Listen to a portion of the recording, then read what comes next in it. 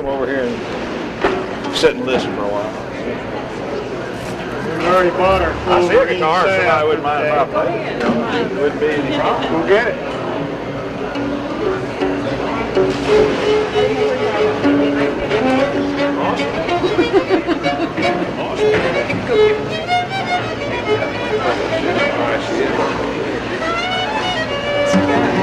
You got it? Yes. Off here, you. Yeah.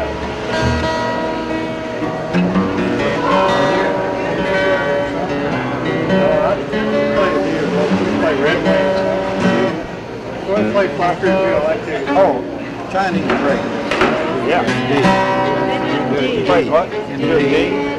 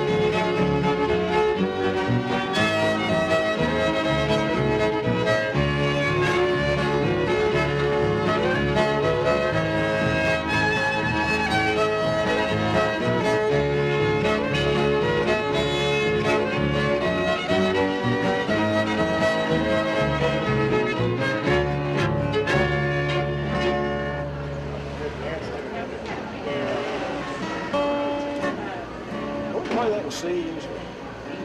I don't think Yeah, so. I do down there. Do you play C down there? I don't know. It's been so many years since I played it. Great man. So many years, maybe years.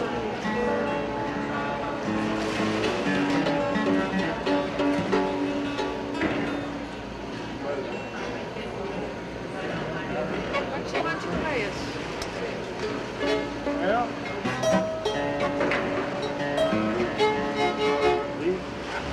do rings, horn pipe.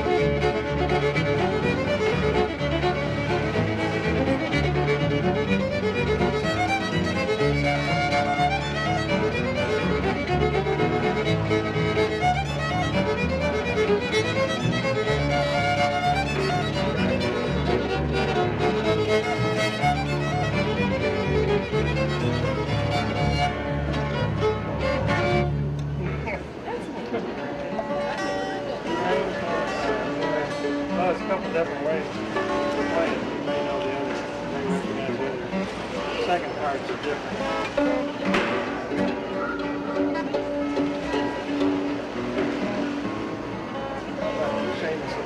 Famous O'Brien.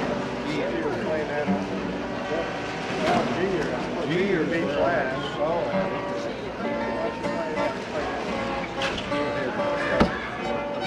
Just B. James O'Brien. You guys play that?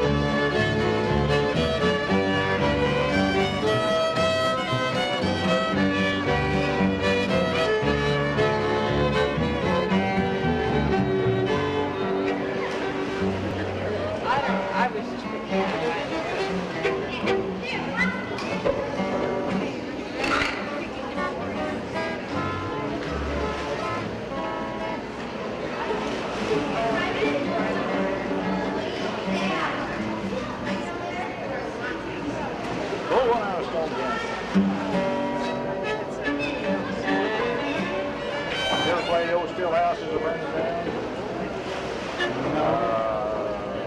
That's over Crane. I heard that one over Crane. There was Glenn Rickman. Glenn always played.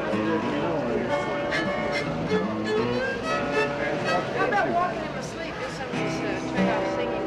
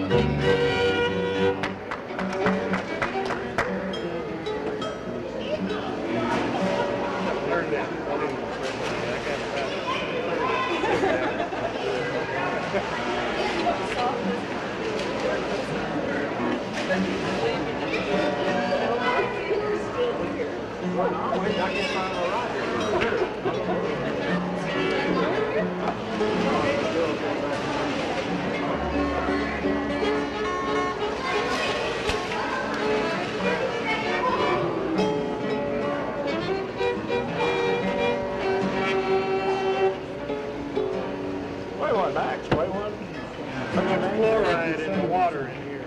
Yeah. Is that what it is? Whatever it is, terrible stuff. I'll think that again.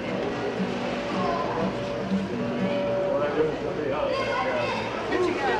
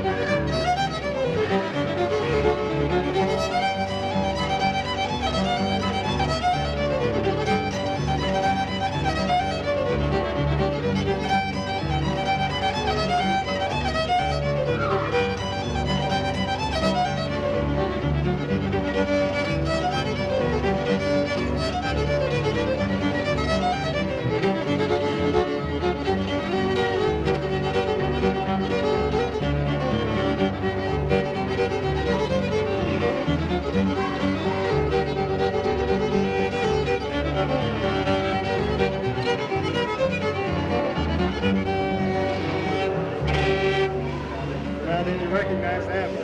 Yeah, I think so. Ford McDonald's reel, wasn't it? Yeah. Tell me a while ago. Couldn't recognize it.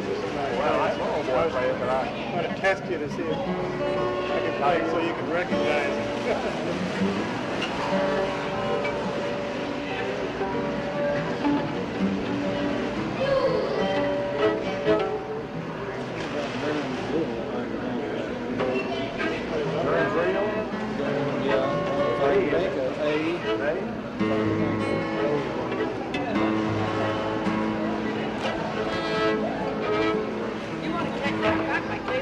Do you need to pay for it? Okay. I have it in my pocket. If you need one.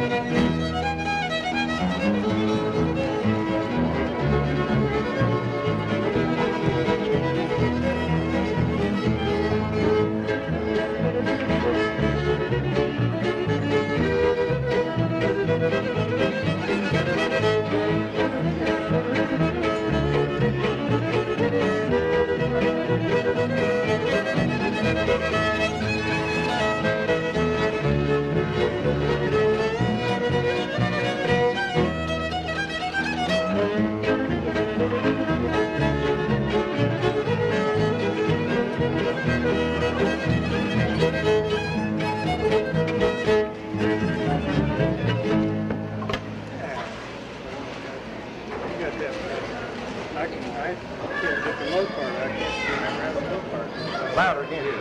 Louder, you can't hear it. It sounds so dead, I just can't. Between it and, and not having the same unit that I'm used to hearing, I'm going to go through.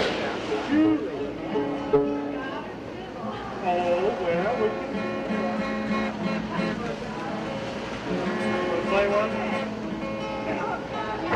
Take a pick. Patrick. Sorry.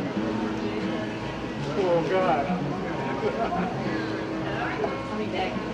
Money goes into fiddle fields right there. Large denominations. Who won the fiddle contest down at Leechburg? King Johnson.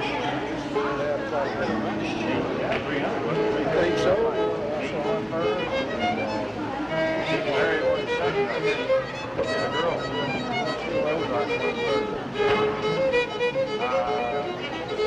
Boy, Marshfield won 4.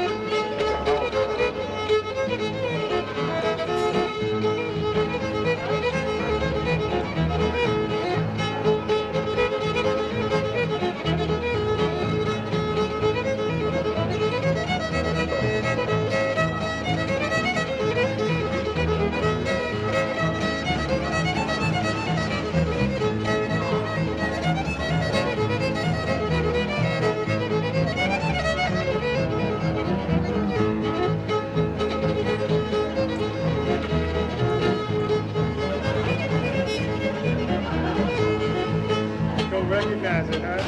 That's all. That's Sally Gooden. Come over here and dance.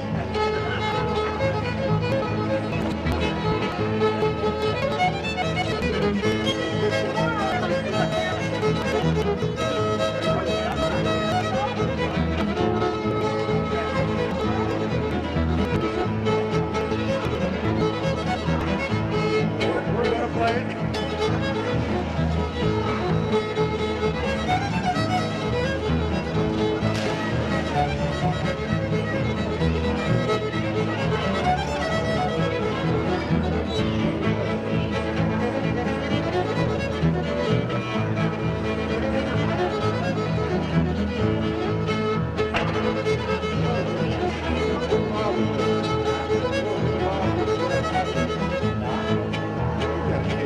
Going too fast, didn't I? That's Gordon's fault. He pushes me. I'm trying to hold you down. Gordon gets me going too fast, you know. I can't slow down. Yeah, it was one of my girls' tunes, but never did learn it.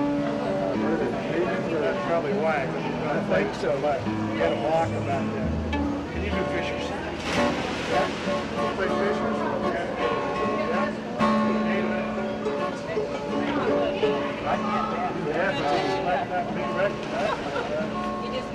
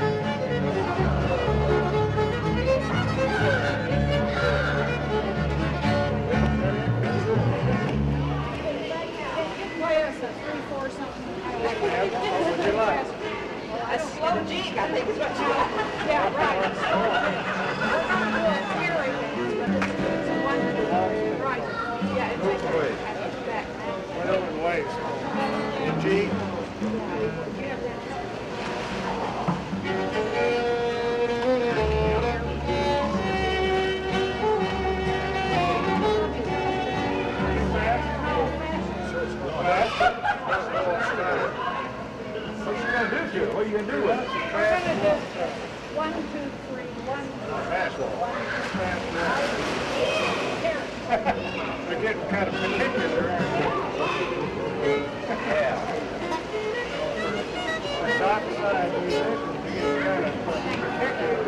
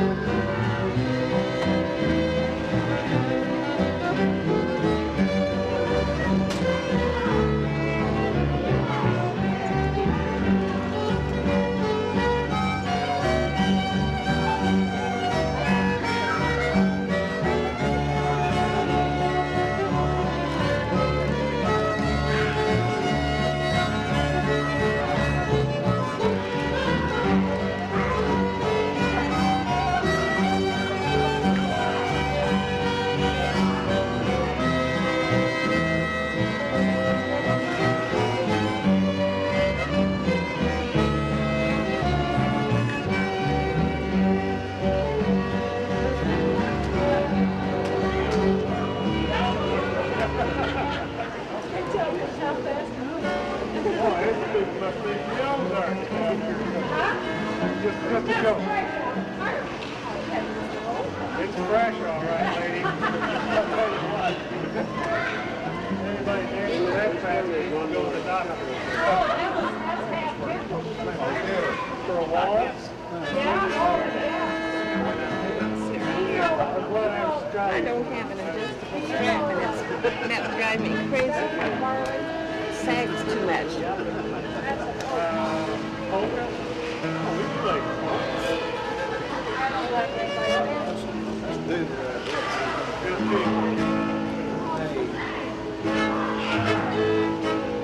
It's an NP.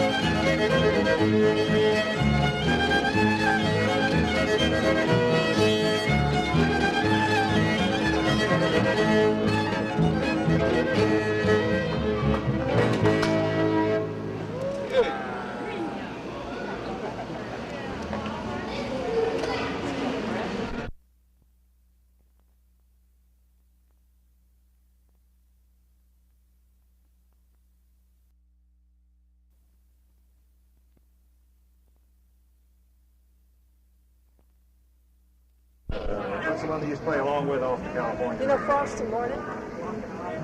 Used to. It's got keys. I can't remember which one. It's A minor, just A minor G, I think.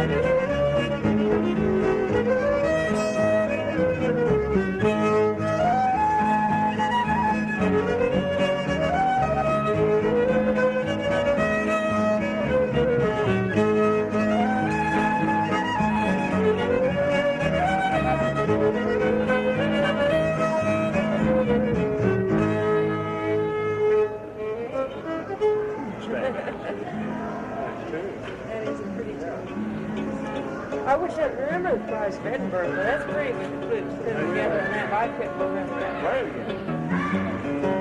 I don't know if I remembered enough things. I got halfway home and forgot my shoes. If I need those, you know. Maybe she's looking for you. Well, she I think I've probably done enough harm to that. If you hadn't started all this stuff, I'd be up there with a friend. Friends give me. So I'm going to have to make an excuse why I wouldn't. Clyde loves it. You have a fly ball. Yes, it is. But when she comes down, Don will have to step behind you and you'll have to start saying, you've got to let me go, let me go. What are you going to take a stand out here, sir? Where are you going at? I don't know. Play one. That paper. Let's try some of that Liverpool. See what happens. Liverpool horn.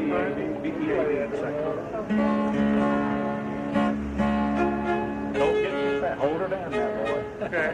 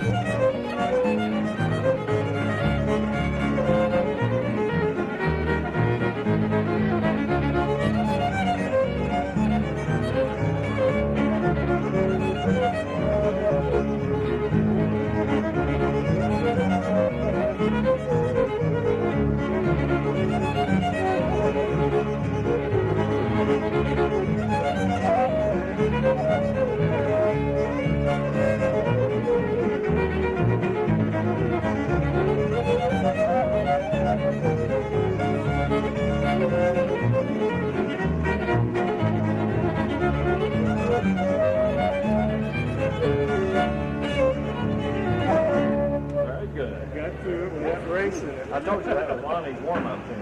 Yeah. He always warmed up on that. Remember Lonnie Robertson, don't you? I played that all That the was his time. warm-up thing. He always played that the first thing.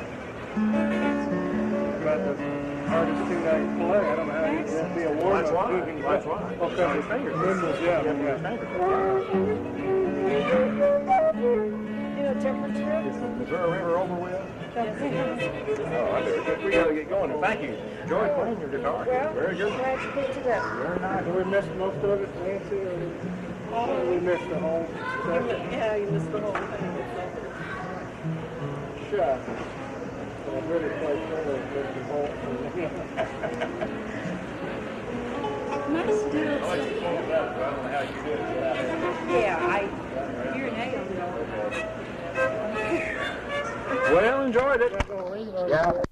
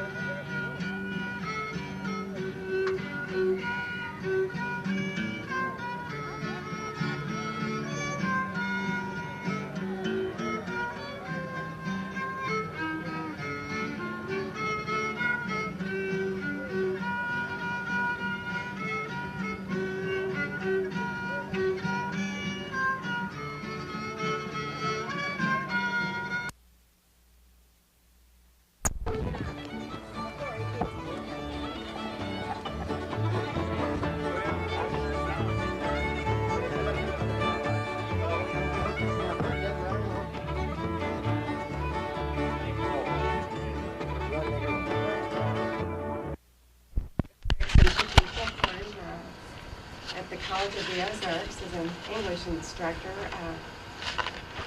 He has managed to be a certified midwife and has delivered or dropped about 700 babies in her life. Dropped. The mother's drop, you catch, right? That's right. That's right. Okay. She visited a musical festival and fell in love with the dulcimer and taught herself. And later was taught by internationally renowned dulcimer players Sally Rogers and Ted Kretzner, Leo Kretzner. And now she travels the world with Mick McCoy and Eugene O'Donnell and Kevin Burke. And just recently this summer played in Rio de Janeiro and Ireland. And so I'll turn that meeting. Thank you. Are we okay, Sam? Can everyone hear all right? Okay. This is a black walnut mountain dulcimer made by a fellow in Maggie Valley, North Carolina named Jim Beatty. This comes from a black walnut tree that grows along Jonathan Creek to try to make connection to the river ideas. And I'll first do a song that I wrote for Leo that was written while I was sitting along the banks of a river that runs along our farm in Kentucky, the Green River.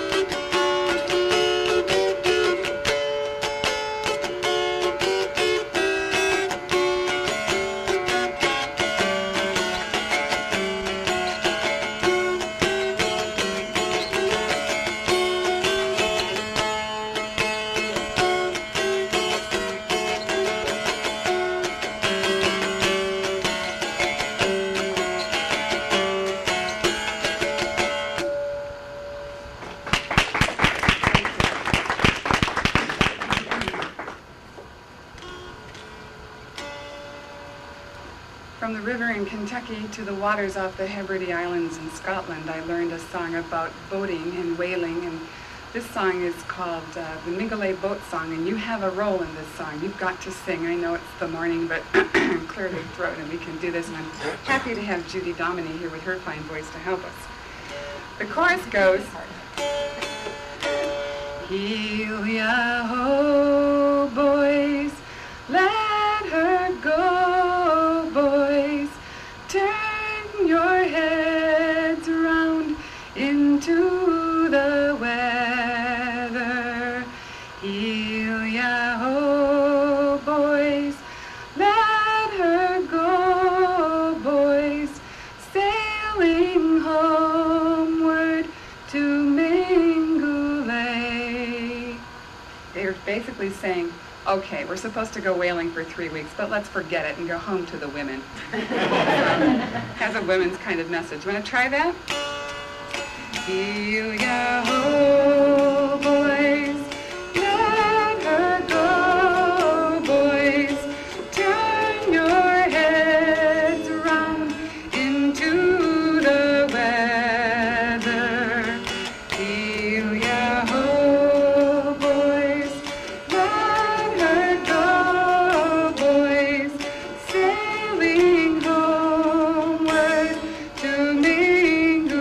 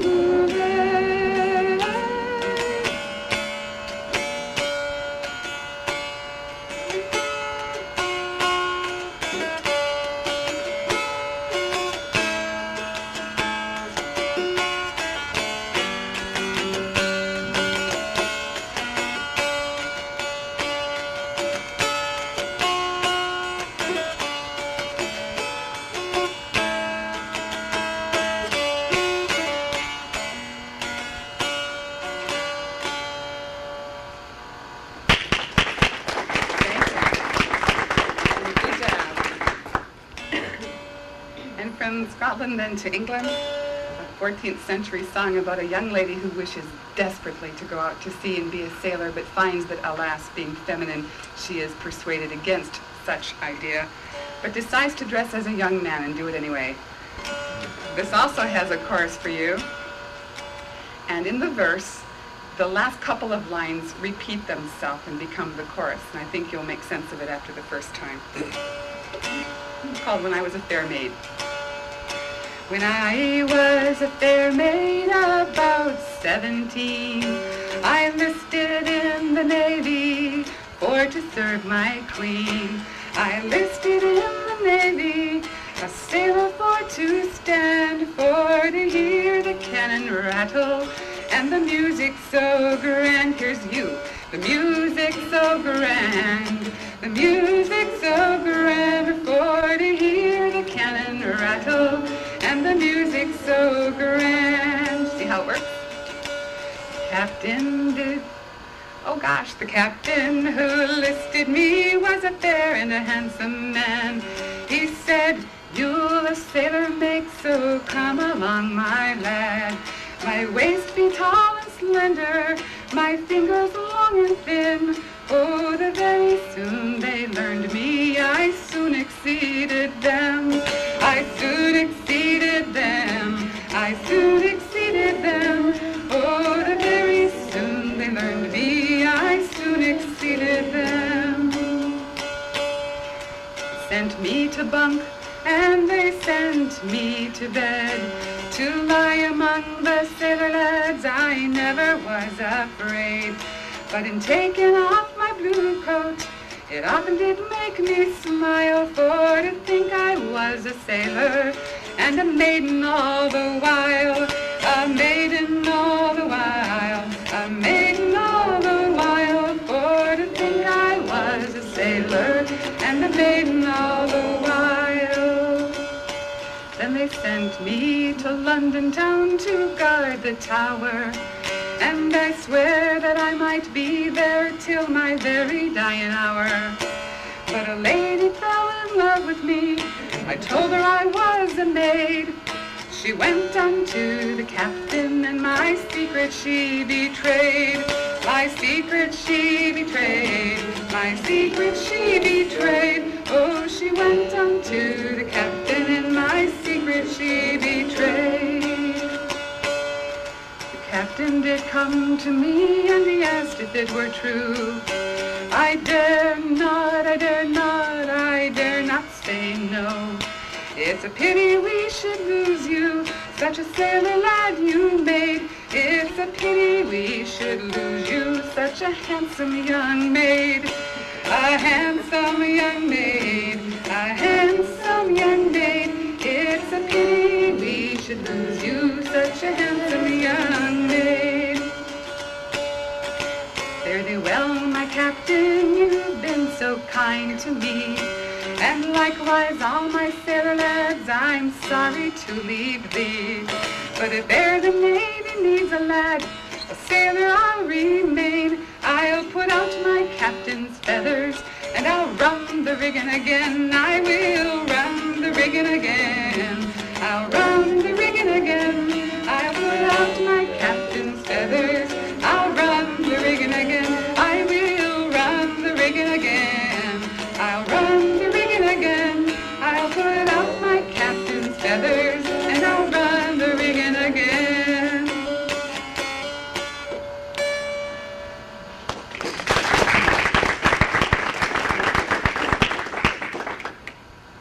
As we all know, the Celtic tradition and lifestyles and values have seeped across the ocean into the Appalachians and, of course, into the Ozarks.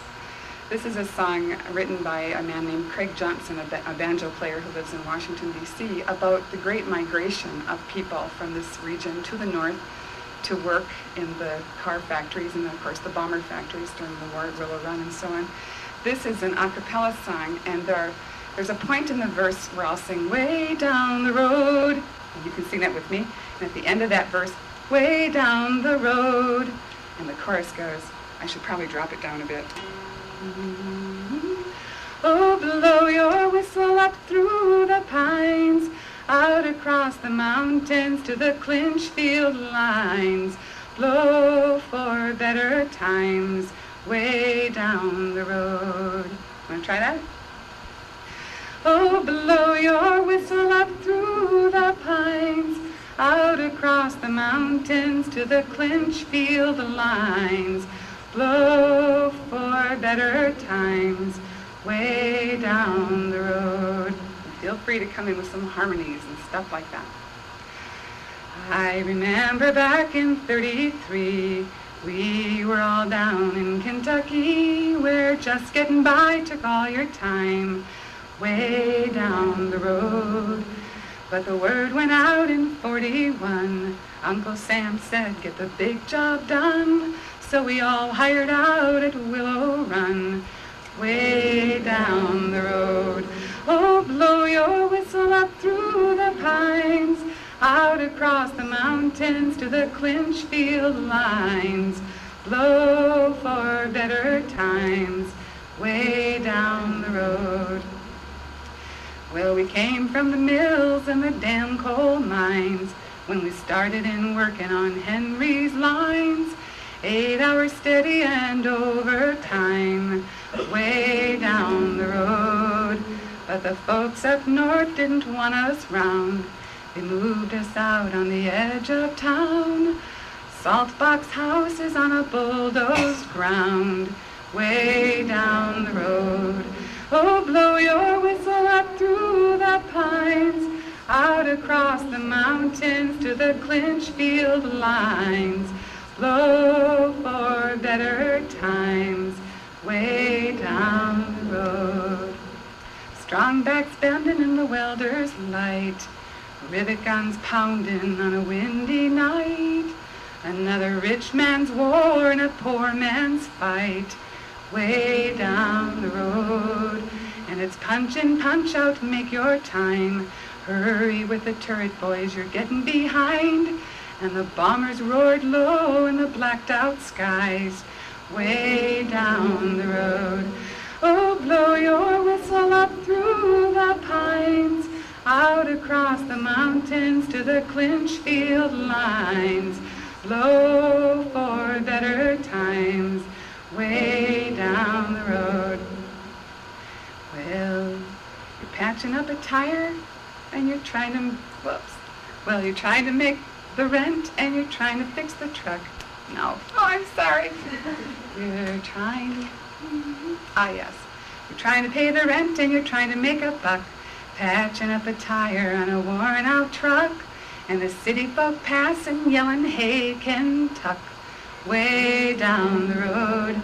Said we'd move back south when the war geared down, but your dreams die easy when the check comes round, and you're caught between the mountains and a factory town way down the road.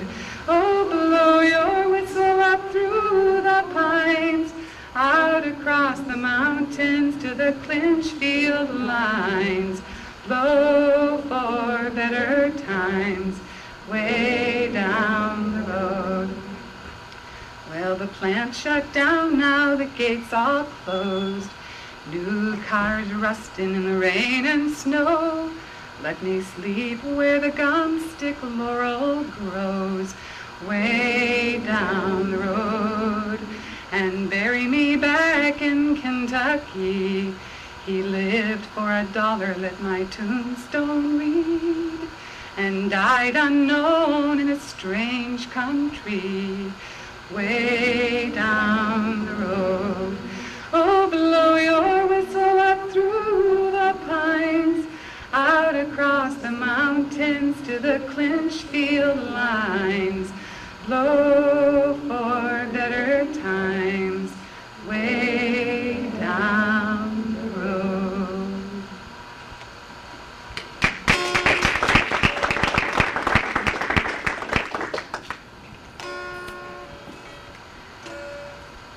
This is a traditional Celtic tune, A Parting Glass, it's called, and it's a kind of song that people will say goodbye to at the end of an evening of imbibing.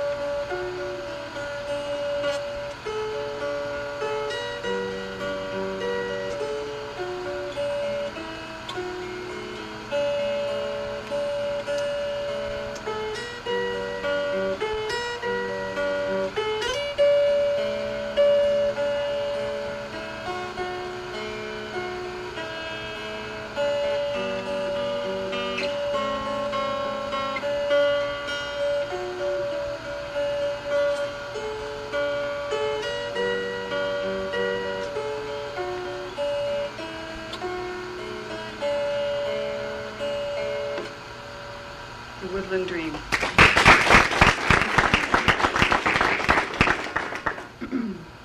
This is a two-part Celtic tune, first the Boys of Wexford and then the Boys of Blue Hill. The first song was written by a couple of women, two sisters, who wanted to talk about the fact that they didn't want their boys, their brothers, their lovers to go off to war. And the Boys of Blue Hill is also about a regiment preparing to go off and to fight against those damned Irish.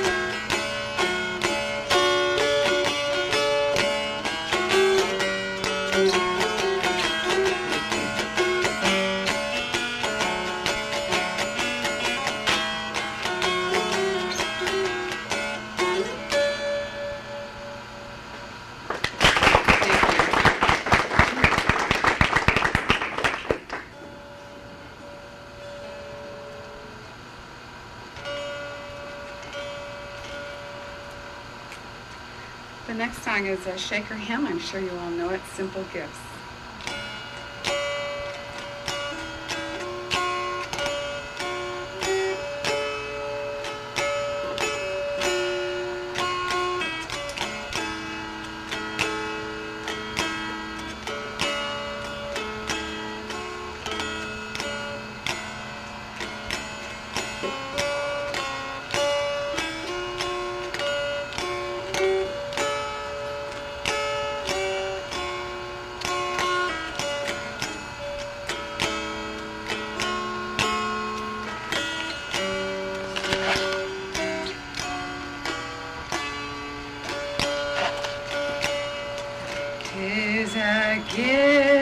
To be simple, 'tis a gift to be free, 'tis a gift to come down where we are to be.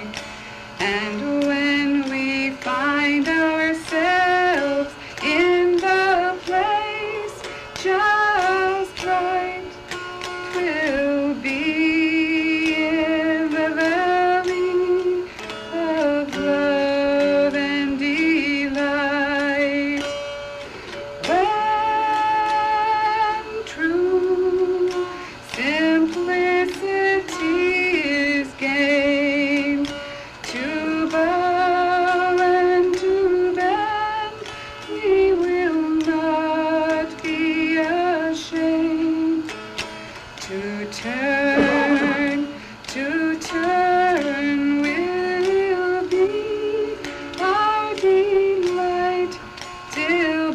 by turning, turning, we come round right.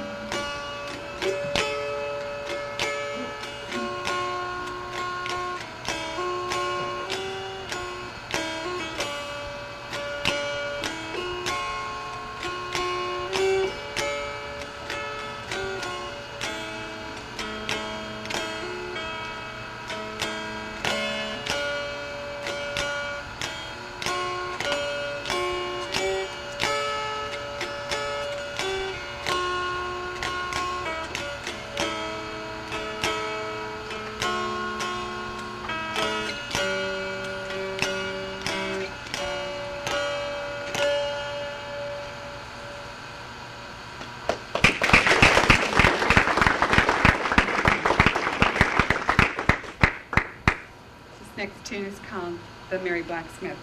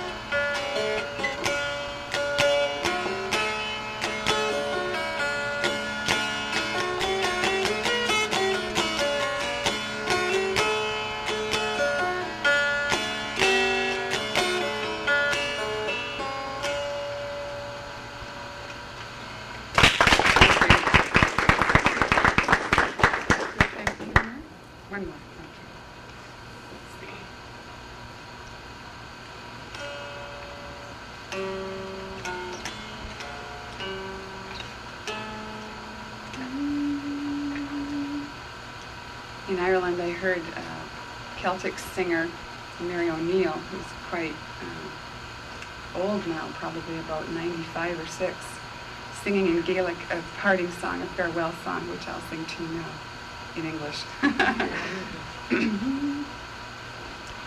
Sweet though the wine be, long though the day, sweet though the wine, I'm bound away.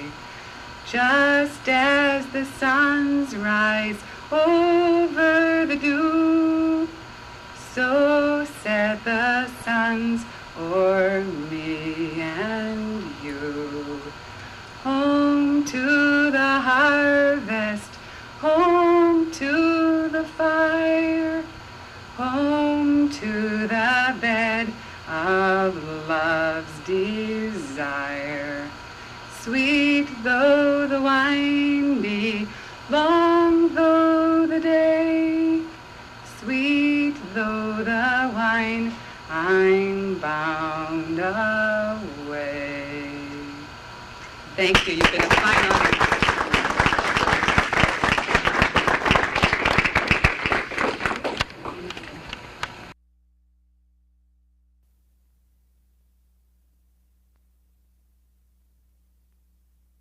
Ranging from magazines like Feathered Warrior and Grit and Steel to classic works like Blaine's Rural Sports, 1893, and Gervais Markham's Pleasures of Princes, 1614, the latter being a kind of complete angler of the sport, detailing, in the words of its subtitle, the choice, ordering, and dieting of the fighting cock for battle. A much more recent book, George Riley Scott's The History of Cockfighting, published in England in the 1950s, is a very good study and includes an excellent bibliography. The game is widely regarded as a vice these days, of course, and justifiably so in the main. People question on the subject, something I have had occasion to do now and again over recent years, tend to believe the sport is virtually extinct or confined to Latin Americans, Southeast Asians, etc., lesser breeds without the law.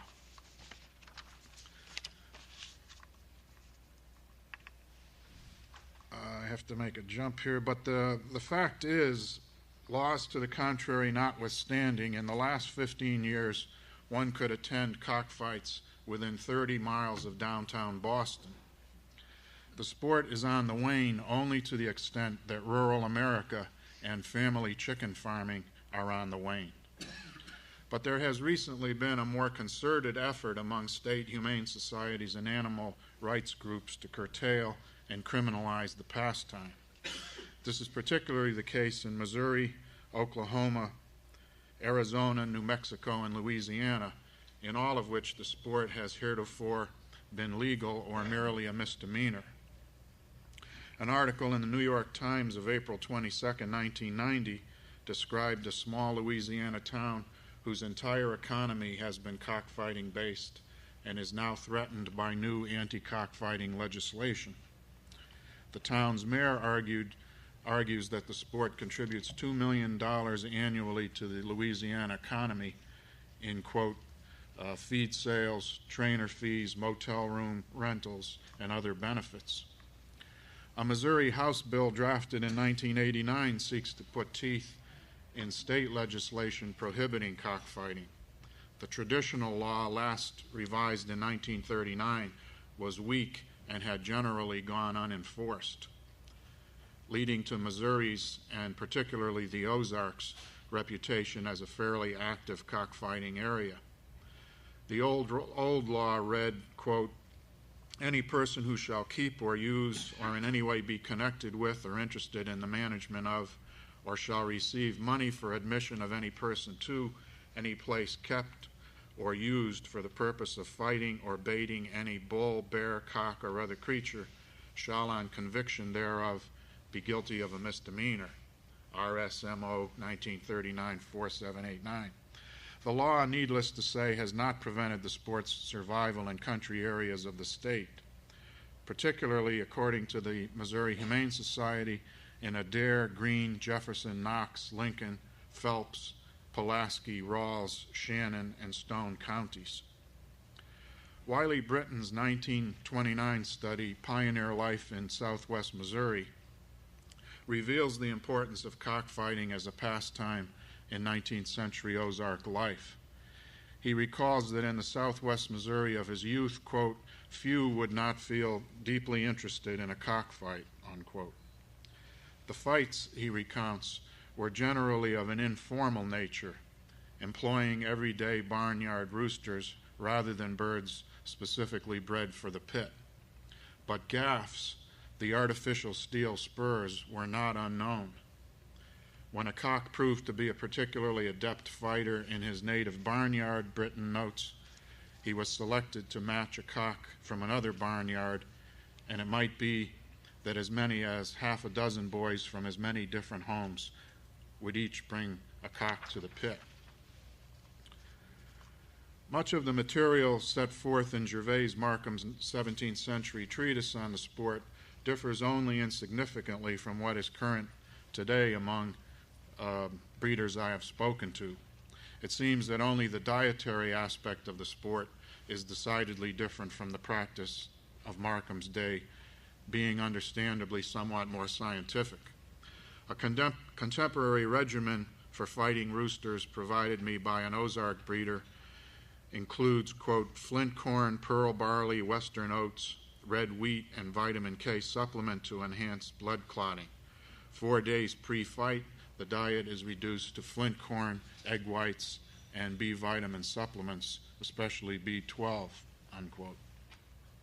The culmination of the training, too, remains the same, of course, the actual fight. Markham, quote, "You shall see that there be no feathers about the crown of his head for his foe to take hold on, and then with your spittle moistening his head all over, turn him into the pit to prove his fortune," unquote. But the fight itself, the turning of the roosters into the pit to do battle, while it is the central drama, is not the entire focus of attention among aficionados. Sometimes it may not even be the main one. Older breeders often stop attending fights at all, and the birds themselves, all the care and skill involved in raising them, becomes an end in itself.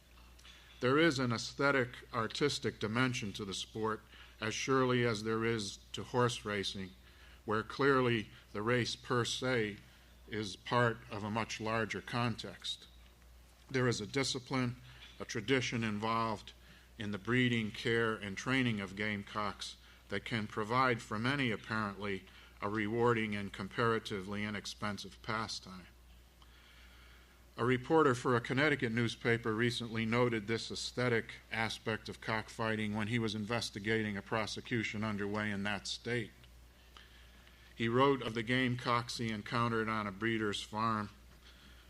"In their odd way, they are handsome creatures, large, 5 pounds 6 ounces, but tall and chesty, with rusty feathers like old jewelry." And the poet Elizabeth Bishop has described something of the flash and beauty of the birds in combat. "The crown of red set on your little head is charged with all your fighting blood. Yes, that excrescence makes a most virile presence, plus all that vulgar beauty of iridescence. Now in mid-air, by twos they fight each other. Down comes a first flame feather, and one is flying, with raging heroism defying even the sensation of dying." But again, the sportsmen who gather in small town barbershops, American Legion halls, auto repair shops, etc., where cockfighting is a topic of discussion, are often preoccupied with many fine points of the sport other than the battle in the pit. Indeed, a dignified sense of métier is typically found among serious owners of gamecocks. They are, after all, bird devotees, and at its best, the raising of top-flight fighting roosters calls for rigorous patience and attention to detail. Such care over time has produced 250 quality native strains, and the monetary rewards involved are very modest. This earnest devotion to the sport is not unlike that noted among pigeon breeders, for instance, by the American writer Robert Creeley. In an interview, Creeley mentions a letter he once received from a pigeon breeder in Lincolnwood, Illinois, regarding a pigeon the breeder had raised that won a national award as a grand champion. Quote, "I wrote to him about this particular bird. I'd seen its picture, and it was really a really lovely pigeon. And I said, 'How did you breed it? What's the breeding on that bird?' And this letter came back with painstaking script, the sort of lovely old man's writing, a farmer's writing somehow, and you know, 'My dear sir,' 'My dear Mr. Creeley,' whatever, with the address and all this business. And there followed, 'In 1908 I secured 2 pairs of such and such a pigeon.' And he gave me the history of that sport, and I thought, God, this is more serious than anything anyone ever said to me in a university. I didn't know this was the patience that's necessary."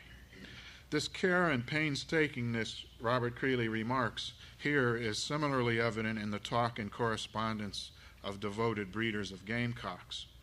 I might offer as an example a letter from a breeder in Appleton, Wisconsin, sent to a fellow breeder in Rolla, Missouri, dated 1948.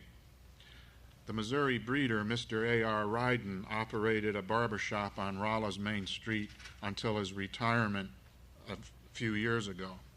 He raised, trained, and fought birds throughout southern Missouri and into Arkansas, Kansas, and Kentucky. The letter is typed under the letterhead of Auto Body Works, South Pierce Avenue, Appleton, Wisconsin, and reads, "Thanks for the letter with check enclosed for trio of young shufflers received January 3rd, but due to so much work during the holiday season, could not get them out sooner. The stag sent you is an early stag because I haven't any left. He was hatched in May, is a splendidly bred stag. His daddy is one of the best, if not the best, cock I ever owned. You will notice also that he has a slight crook in the breastbone, not much, and nothing that will hurt him for either breeding or fighting. These youngsters roosted out in the apple trees too young, but otherwise he is a good, perfect stag and will make you a good cock. He is a number 7 and marked by a punch hole in the outside web of each foot. I've mated him with 2 nice pullets, full sisters, dark brown reds, dark eyes and legs, and both marked by a slit in each web of the left foot. Hope they reach you in good shape. If not too much trouble, kindly return to me the shipping coop.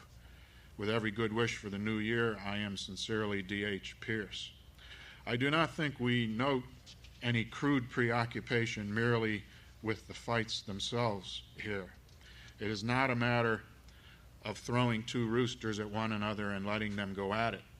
A fight is a complex occasion for those deeply involved with the game in its broadest context. It is the end point of a long and patient process, often extending across generations of birds and men. Fighters are often insistent upon the sport's dignified and even aristocratic tradition, although it seems to be much more the particular province of the working class these days than was once the case.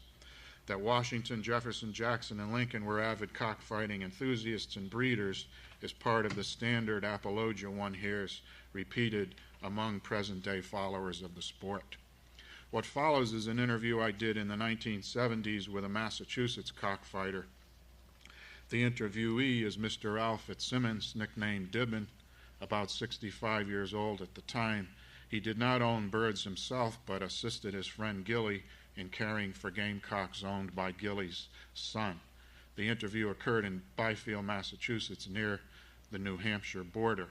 Cockfighting was already on the decline in the area and is even more so now due to the spread of commuter bedroom communities related to Boston and the consequent decrease in the amount of chicken raising. Al Fitzsimmons is a marvelous talker on this and many other subjects, and I think his discussion captures much of the flavor of cockfighting in its old rural New England context. It demonstrates, I believe, how embedded the sport is in the fabric of American place, in tradition, story, and reminiscence.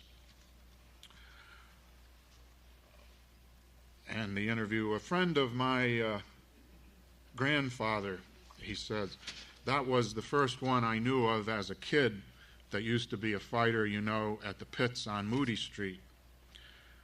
And when I was old enough to realize what they were, I would go over. I used to see the man next door, Mr. Woodland. He used to raise them. He used to keep them right side of the door in pens. And on a Sunday morning, there'd be several from Haverhill, Georgetown, Newburyport. They'd take the roosters from there over to the pit. There's a new house there now, but the pit was between that red house and the big one Mrs. Fuller lives in right now. Whether they filled it in or not, I don't know. I haven't gone back there. Me. This was a pit dug in the ground. How deep are they? He answers, that's right. Oh, size of this room, and 6 foot deep. So that the handlers and the roosters would be in the pit, and the crowd would make a regular ring around. No referee, that's the big fights. This was the small stuff on Moody Street, just man to man. Except there was big money up, then they'd bring a ref. But most generally it was just like $2 bets, like the horses. But in the 30s, I was telling you about that. I wish you could talk to Gilly's boy Everett. That's the one that owns the roosters. He won a big one in upstate New York. That was the white pile I was talking about. Yeah, he beat Ted Williams. Ted wanted to buy that rooster, and Davis wouldn't sell it. He could have set his own price, but he still got it. I don't know if the involvement of Ted Williams there is apocryphal or not, but me, how about the law? Yeah, well, Massachusetts, there's not as much fighting as there used to be up this way, that is. They're not as strict as they were 20 years ago because there isn't as much of it. If someone makes a complaint, you know, they want to get a guy in wrong and all they got to do is say, well, there's a cockfight over there, go over and grab them, see? Of course, they'll just have to do it. Me. You said something about they have to catch you with the spurs. Well, no, they can arrest spectators. If they know, if they see you betting with money in your hand, they can't. But the man who's got the spurs, he's the top man. He gets fined the limit. I don't know what it is right now. I think it's $200. But that's for having the spurs on your person. Me. Is it gambling or cruelty the fine is for? No, it's cruelty, see, and it is cruel, I guess, but it's one of the fairest sports in the world. I mean gaming sports, yeah. Horse racing, dog racing, and so on. Of course, you could drug the birds. I've seen that done, but most fights are small, and they really love the sport, you see. And a real game rooster, it's just like any sport, but it is cruel. Like, remember that blinker I spoke to Gilly about, the big red one? One eye was knocked out. That's what they call a blinker. He had it knocked out in his first fight. But see, he won afterwards, 7 fights. Me, what goes into the raising and training of these roosters? Well, Everett, of course, he takes care of the diet part. All Gilly does is feed and water them and make sure that they're separated, you know. If they get out and you have to catch them and separate them because they'll hurt each other. They can break a wing or put an eye out. The natural spurs are sawed off, but they can still get hurt. But Everett, he does the breeding, the hatching. When a pullet is laying, if she gets out, she might lay out in the woods there in the bushes, and you have to hunt them out, find the eggs, you know, she's got out there, and you know she's going to lay. He's got to mark those eggs. He has a calendar. When he picks the eggs up, he writes on them the breeder, the breed of the rooster she's been caged up with. You know what's coming out of those eggs, see? Yeah. And they have to watch their weight. They let them, what they call, on the run for a while. And when it comes breaking spring, they take them and they put them each in a coop. And then there's different diets. One does better on one thing, another on something else. And they spar, same as boxers, with those leather balls I showed you, where the spurs will be in a real fight. Me, does it take much skill to handle the birds? Oh yeah, you got to be fast. You got to know just how to keep the feathers right so they don't get all roughed up. They're a little wild, you know. You got to keep pruning him and shaping him like this.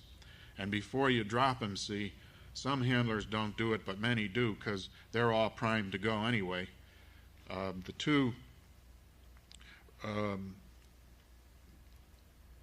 You know, the feathers on the back of the neck, they take their fingernails and they take maybe 2 feathers and rip them off. Now then they turn him loose, and oh boy, he's really at him. Yeah, he's ready to go then. He thinks the bird did it, but the handler did it. Me, you mentioned a great difference in temperament bird to bird. Oh yes, you see a bird and you drop him and he makes a couple of kicks and the other bird hurts him, you know, hits him somewhere in the breast or the head. Well, that's what they call a dunghill, you see. If he's on his own territory, but you take him for a ride, you take him to another state, you drop him, he won't fight. A dunghill, they call it. He might be the best chicken you had, but he'll run. The other man picks up your money. Some birds are that way. They say birds don't have any brains, but by God, they must have. Yeah, I've seen a lot of them run the other way, the other rooster running after them. See, the birds are not always killed. They can run or be killed. Me, what is the injury that usually does a bird in? Neck or? No, a brain blow, temple. Brain blow or the breast, you know, the heart. Wing, no, you can fix that if you want to spend the money to. But if you know he's not going to fight again, he's that bad, you might as well just pick him up and twirl him, break his neck. Me, how high off the ground do they go in a fight? Well, in a fight they won't.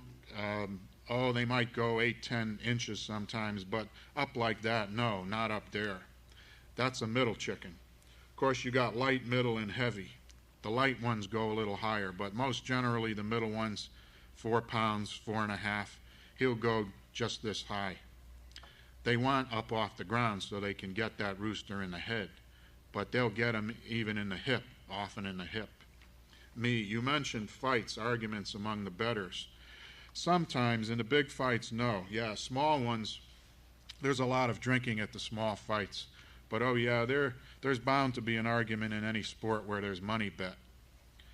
You're on that bird, I'm on this one. I say I got $10 on this rooster. The other man says I got 10 on that one. All right, I win. I go to the other side of the pit to get my money, and the guy will be gone. Yeah, he sneaks out. He's gone. But the next time I'll see him at some other fight, and then there's trouble. But up where we go, we all know each other pretty much. There isn't too much of that. When I go, I don't drink. Well, how does an actual fight go now? Well, after they get the bets down and drop them, they take them like boxers shake hands. They hold these roosters beak to beak and let them peck. Everybody's got their money down. They drop them. They're on their own. The handlers step back. You can't touch your bird after you drop him. Then if one is hurt bad, of course, he'll go down. That's when they start the count, 1 to 10. Well, if that rooster is up before 10, if he gets up himself, you can pick him up and brush him off, flatten his feathers. You get so many seconds. Then he's got to kill that other rooster. You drop him again. You know, a lot depends on the man who heels him, who puts the spurs on. They put them on with tape, and it all depends. Some guys are better than others, to get the angle. They've seen that rooster spar, and they know just the angle he hooks at. And they can turn that spur, maybe out or in. I don't know about now. You asked me where they make the spurs. They used to make them in Springfield. They've closed the armory up now. It was right near the old armory, an Indian motorcycle place, made Indian motorcycles. Hey, I'll never forget. This was years ago. My father was alive. I went up to Springy Hill one Sunday morning looking for a drink. The whole gang was there from Georgetown and all, and I said to myself, there must be a fight on. I asked where they were fighting at, Seabrook. I said, mind if I come along? No, they said, come on. They had a case of beer and whatnot. Well, my father told me, Al, he said, bet on the Brown Reds. You'll come out on top if you bet them straight through. He used to handle roosters in Rhode Island before he came up here to work in the mill. Well, I won $125 in small bets. The boys I rode up with, I didn't bet a rooster they had. I bet against them all day. And they didn't have any Brown Reds. I got most of the money, see? All the fellows said, what the hell you doing, Dibbin? I didn't bet a rooster they had. Jesus, they got me on the way back. We'll never take you to another fight. I says, I'm going back next week for sure. All they had was 7 dead chickens in the back of the car. That's the conclusion of the paper.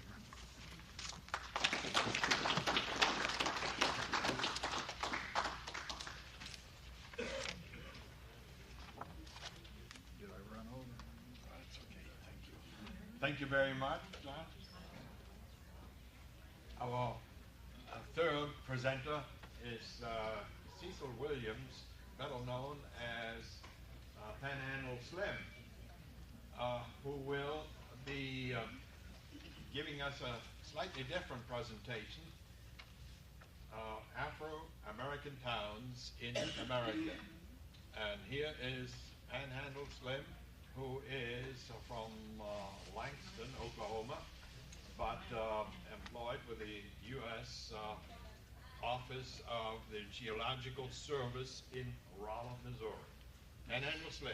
Thank you there.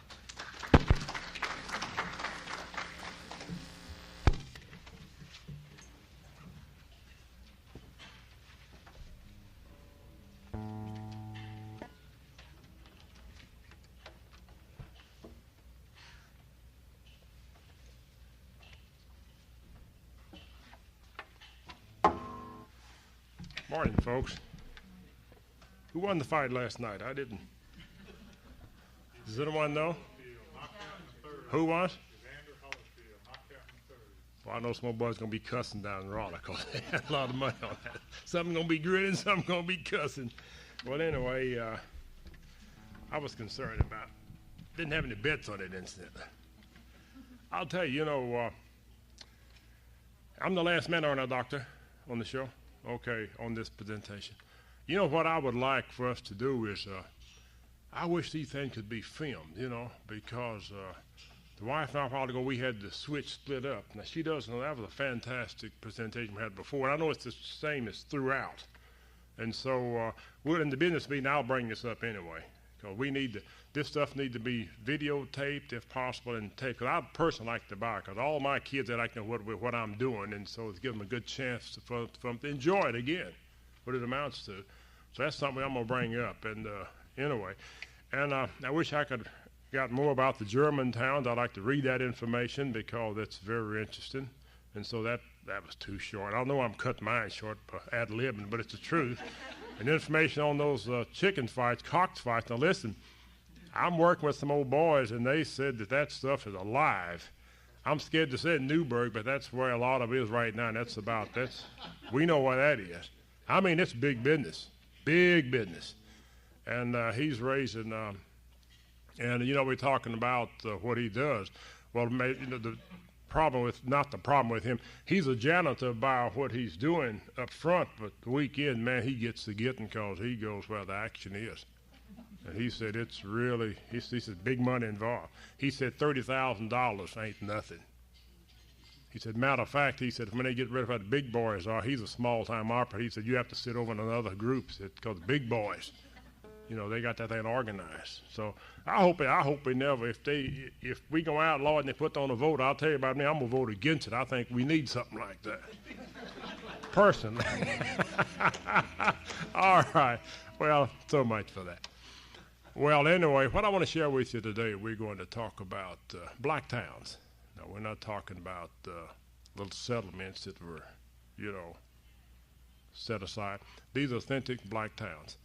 And I'll apologize that I did not get into the Missouri towns at the time, because what I tried to do is I had some research I had previously done on black towns, and I had written a song about these places. But you can rest assured, and I meet you folks again, by God, I'll have something on Missouri as far as the black towns, because there are some real nice, there's a lot of information out there. So I will have some information for you. But now the first one I'm going to share with you about, as far as when it actually happened, we're talking about after the Civil War era, and that's understandable from a practical standpoint.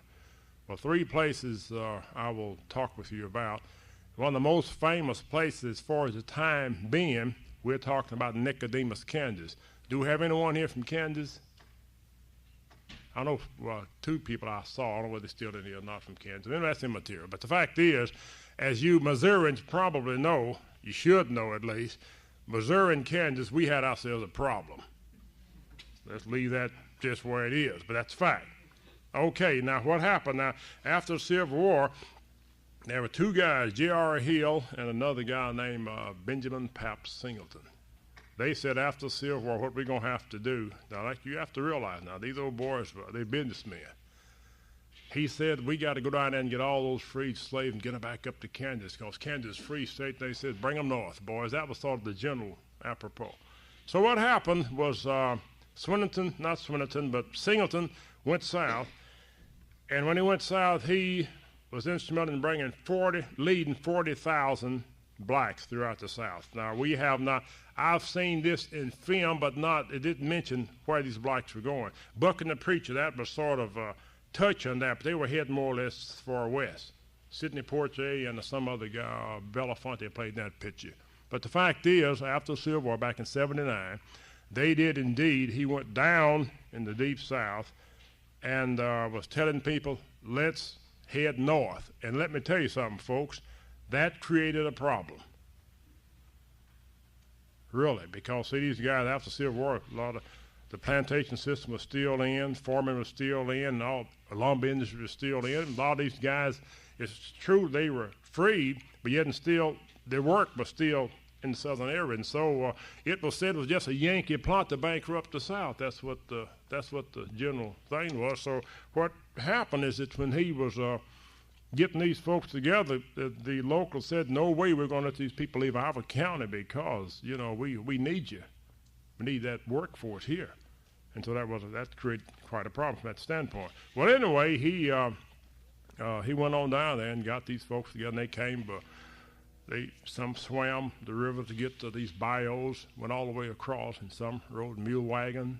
Most of them walked on foot, and they more or less kind of forged their way throughout the South, looking for a home. That was the basis of it. And the place they were primarily headed for was Kansas. Now, like I said before, now J.R. Hill, he was on the other side. He was setting little land plots here. And the place, you check.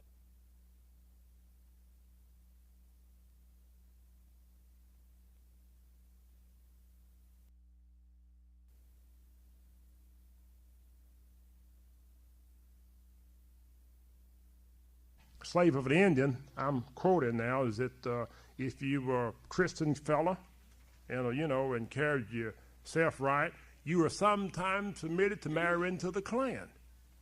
And this is something that nobody talks about it.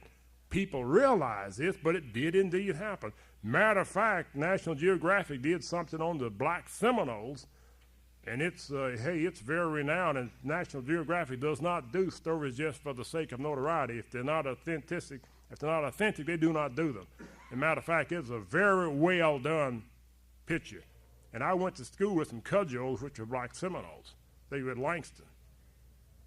And my brother and another, Chickasaw, I forget the name, they married two black girls, and my watch how this thing works, and I'll get back to Bowley. Now, what happened to them, my brothers were black, this Chickasaw was obviously a Chickasaw Indian. They married two black girls from Tishomingo. And at that particular time, the kids, my brother's kids, were half black and Indian, and the one that married the Indian lady, the Indian married the black lady, his kids were Indian and black. Now, they could either go to the school of their dad, which is an Indian school, Chickasaw, or they could go to the other school. And so a lot of the Indians till this day, especially the 5 civilized tribes, they chose to go to the Indian school, but the kids were first cousins. Nobody talks about it, but it's a fact, you know. And so when the school integration thing hit, well, the blacks were forced to integrate with the white, but the Indians still could go to that same school. Until this day, you'll have a division. It's sort of an unwritten thing. You know, I might be a little this, a little that, but I don't dwell on that too much, and there's a reason for that. Okay, we gonna get back to Bowley now. So Bowley was a Chickasaw freedwoman that set this town up, and like I said before, every Memorial Day they have one of the biggest ethnic rodeos in that part of the country, bar none.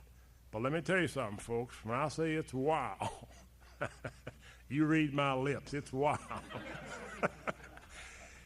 It's a good experience for the first time, really.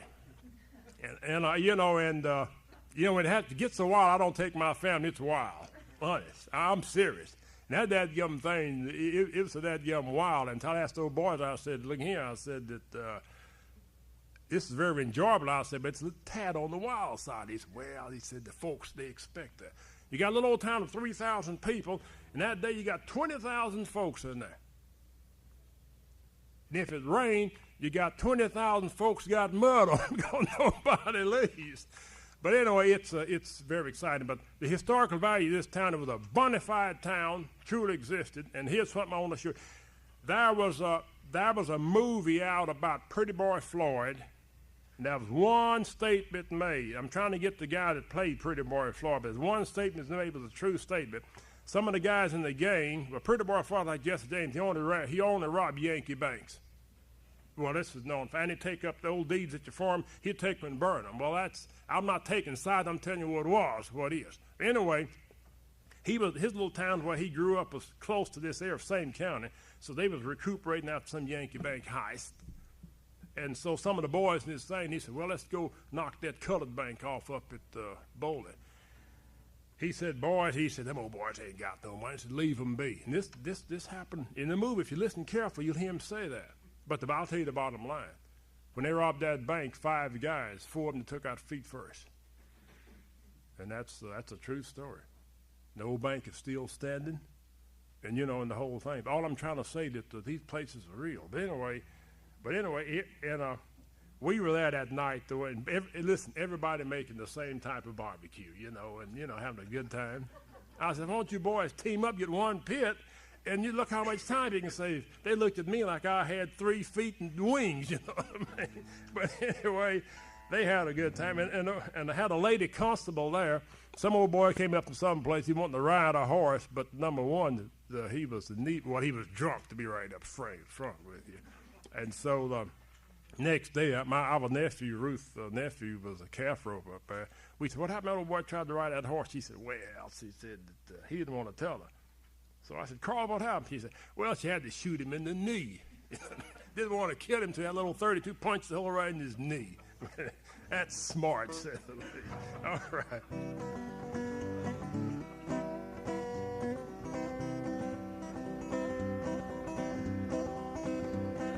It's called Bolioke Rodeo. Put on the boots and the cowboy hat, gas haul up a country Cadillac, get a little filling on this day, Okfuskey County, I'm on my way.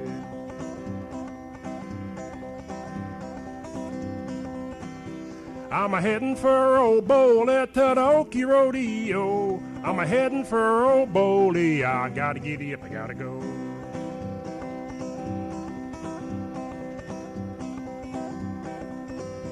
Well, guys and gals and country folk, they'll come from miles around. 77 county friends in twice as many towns.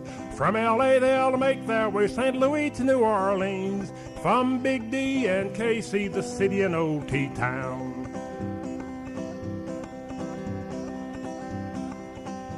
I'm a-heading for old Bowley to the Okie Rodeo. I'm a-heading for old Bowley, I gotta giddy up, I gotta go. There's a good soul food, this southern style. Eat like hell, then you rest a while. Pig stewed rib, barbecue, this hush, puppies on the side. Chicken and a beef on a pickled pig feet and catfish this fried. Pigtail beans, turnip greens, and sweet tater pie. Yeah, that Okie menu. I'm a-heading for old Bowley to the Okie Rodeo. I'm a-heading for old Bowley, I gotta giddy up, I gotta go. That old rodeo, it's rough and wild, as country as can be, but the sport of fun that's number one, that ain't roping, no siree. Well, I had big fun, I'm feeling good. Right about now I knew I would. I'm a-kicking back with peace of mind. Got my jug of watermelon wine, yeah. I'm a-heading for old Bowley to the Okie Rodeo. I'm a-heading for old Bowley. Gotta giddy up, I gotta go. I'm a-heading for old Bowley to the Okie Rodeo. Thank you, thank you. Thank you very much.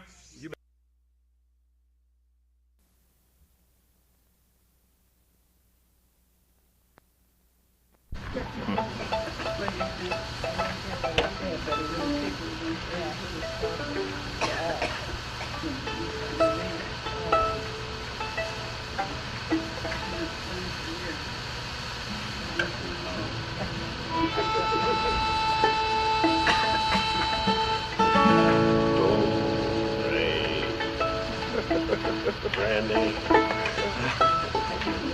I said don't, not don't.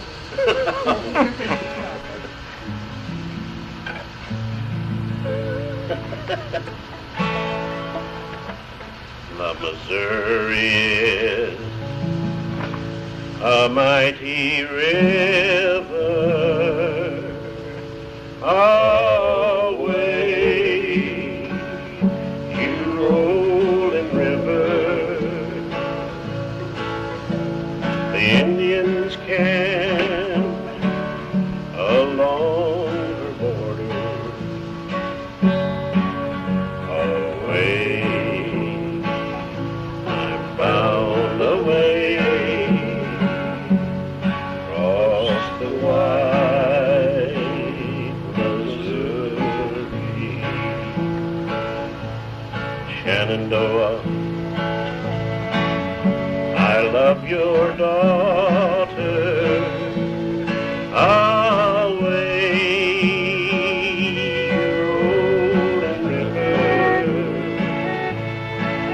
For 7 long months I've come a-courting away and bound away across the wide Missouri.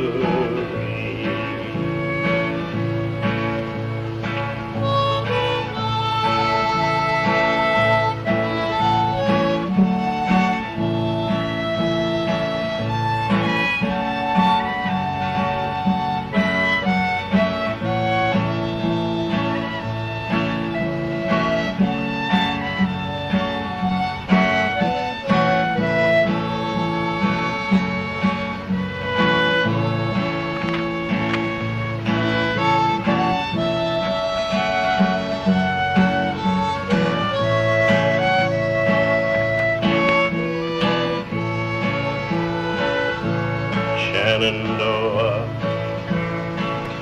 we love each other away rolling river, but she is promised to another away and bound away across the wide Missouri. Shenandoah, our hearts are broken away rolling river, but Shenandoah, you have spoken away and bound away across the wide Missouri.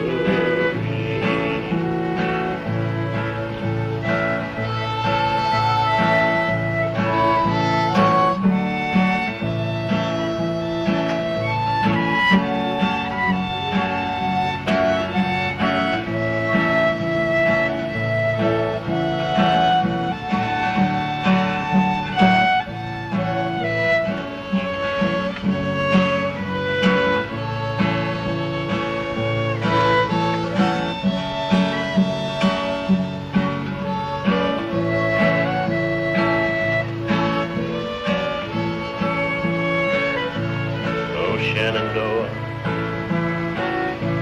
I will leave you away rolling river. Shenandoah, I'll not deceive you away and bound away across the wide Missouri.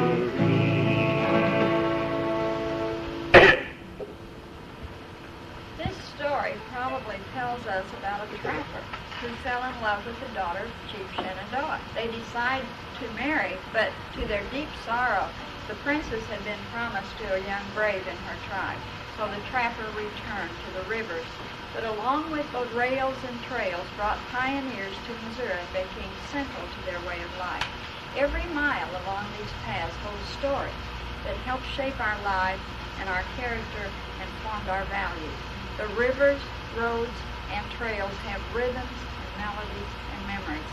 This toe sack full of songs gathered over the years will let us share in this journey to our time.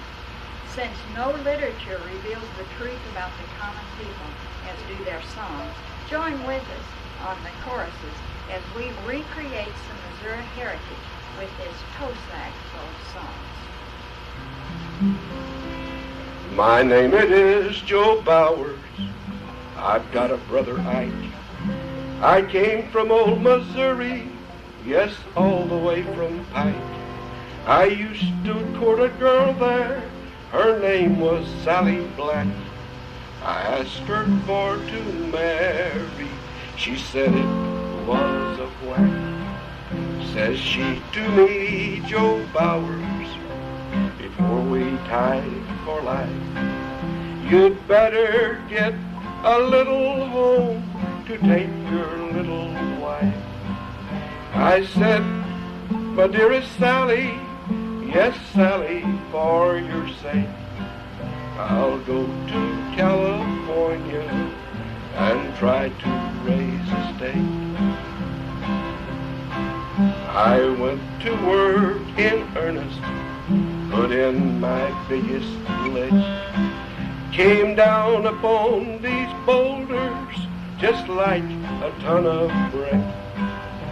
I worked both night and day, boys, and finally made my strike. And all for dear old Sally, yes, Sally, back in Pike. Now I just received a letter from my dear kind brother Ike. It came from old Missouri, yes, all the way from Pike. It said that Sally was fickle, that her love for me had fled. Sally had married a butcher, and the butcher's hair was red.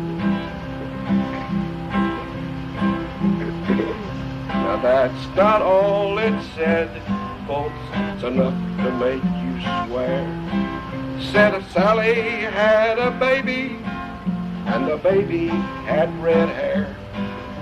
It didn't give no name, boys, no, all the letters said Sally had a baby, and its cussed hair was red.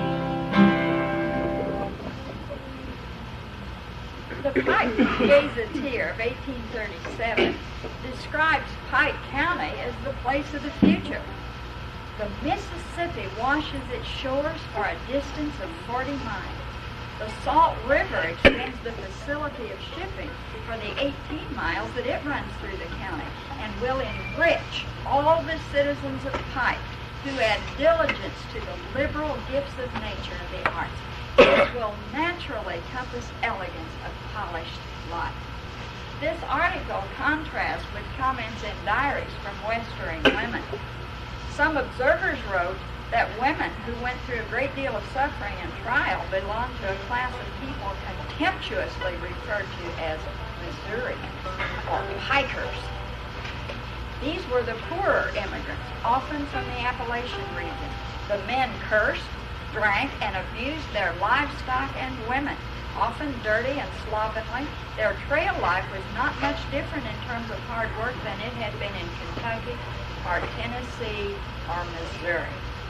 In her diary, Lavinia Porter wrote, "The Pikers are the roughest, most uncouth and ignorant people I have ever come in contact with. Perfectly lawless, fighting and quarreling among themselves, using language terrible to hear." Mary Ann Morrison reported that their women helped pitch the tents, helped unload, and did nearly all the yoking.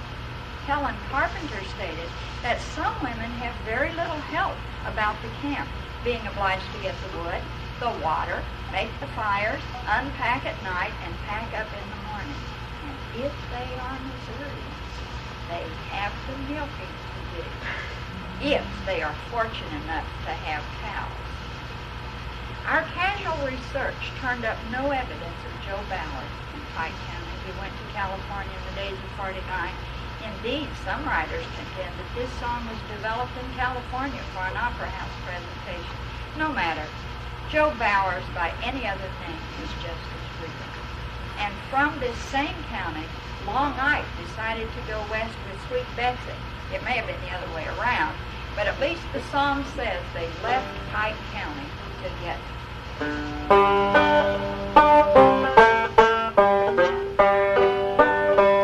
Oh, don't you remember Sweet Betsy from Pike, who crossed the wide prairie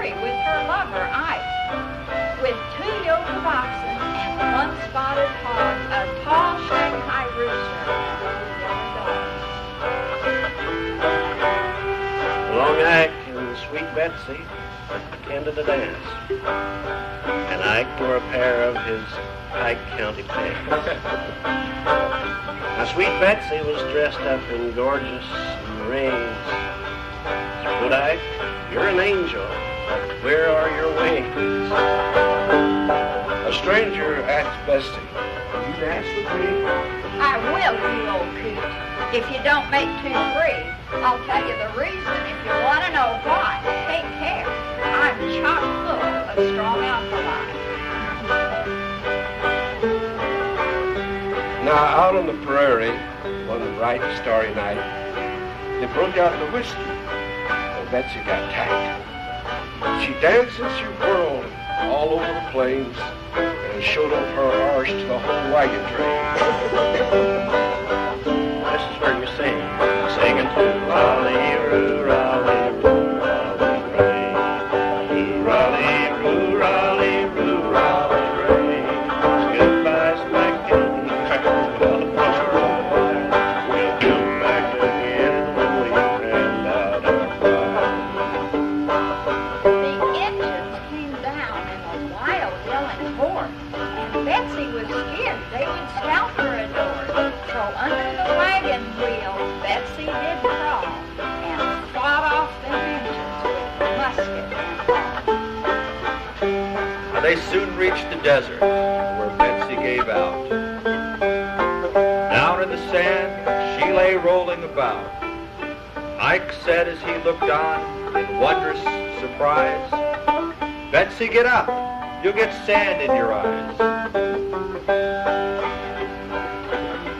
Now the Shanghai ran off, the cattle all died, and finally the last piece of bacon was fried. Poor Ike got discouraged. Betsy got mad, and the dog wagged his tail and looked woefully sad. One morning they climbed to the top of a hill. There they looked down upon old Placerville. Ike shouted and said, as he sat in the shade, "Betsy, sweet darling, our fortune is made." Long Ike and sweet Betsy got married, of course, but Ike, getting jealous, obtained a divorce.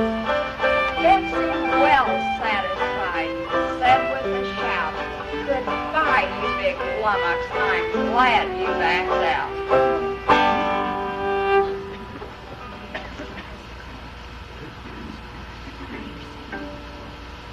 Sing to Raleigh-roo, Raleigh-roo, Raleigh-ray. To Raleigh-roo, Raleigh-roo, Raleigh-ray. Goodbye, Pike County, farewell for a while. We'll come back again when we've hand out our file. We rehearse that.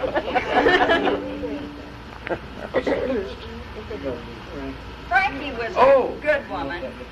Everybody knows. She paid $100 to buy Johnny a suit of clothes, but he done her wrong. Fragmentary claims that there are many, dependable evidence there is none. A composite of claims suggests that there was a lady named Frankie who had a man named Johnny or Albert, and they lived in St. Louis or Memphis sometime between 1830 and 1890. If America has a classic gutter song, it is this one. Professor H.M. Belden of the University of Missouri could show 16 Frankie songs, some located not in the city, but in the back country or even the bayou. R.W. Gordon collected 110 Frankie songs. R.E. Kennedy, in his book, lists a song called "My Baby in a Guinea Blue Gown," which belongs here because its tune could have been the grandfather of the Frankie melody. A simple and mournful air with notes of violence and flashes of exasperation. It helps us capture and ponder the morality of the poor, who in this case live short, but not so simple, life. Frankie and Johnny were lovers. Oh, Lordy, how they would love. They swore they'd be true to each other, true as the stars above. he was her man. But he done her wrong. Sing with me. He was her man, but he wouldn't come home. Now Frankie was a fancy woman, most everybody knows. She paid $100 cash to buy him a suit of clothes. He was her man, but he done her wrong. He was her man, but he wouldn't come home. Frankie went down to the bar room. She didn't go for no beer. She whispered to the bartender, has my loving Johnny been here? He's my man, but he's doing me wrong. He's my man, but he won't come home. Now I ain't going to cause you no trouble, but I'm not gonna tell you no lie. Saw your loving Johnny with a girl called Nellie Bly. He's your man, but he's doing you wrong. He's your man, but he won't go home. Now in her apron pocket, she carried a 44. Root-a-tee-toot, 3 times she did shoot right through that hardwood door. She shot her man for doing her wrong. She killed her man 'cause he wouldn't come home. Bring out the rubber-tired buggy, bring out the rubber-tired hat. Taking my man to the graveyard, and I ain't about to bring him back. He was my man, but he's done me wrong. He was my man, but he wouldn't come home. Now this story has a moral. The point has just been made. Boys, if you want to fool around, you'd better pull the shade. He was her man, but he done her wrong. Now, that was an extraction of a verse here and a verse there out of the several hundred versions. So.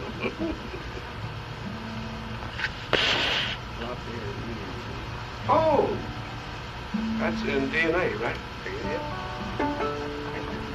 This we refer to as the Missouri National Anthem. Flop-eared mule. Flop-eared mule.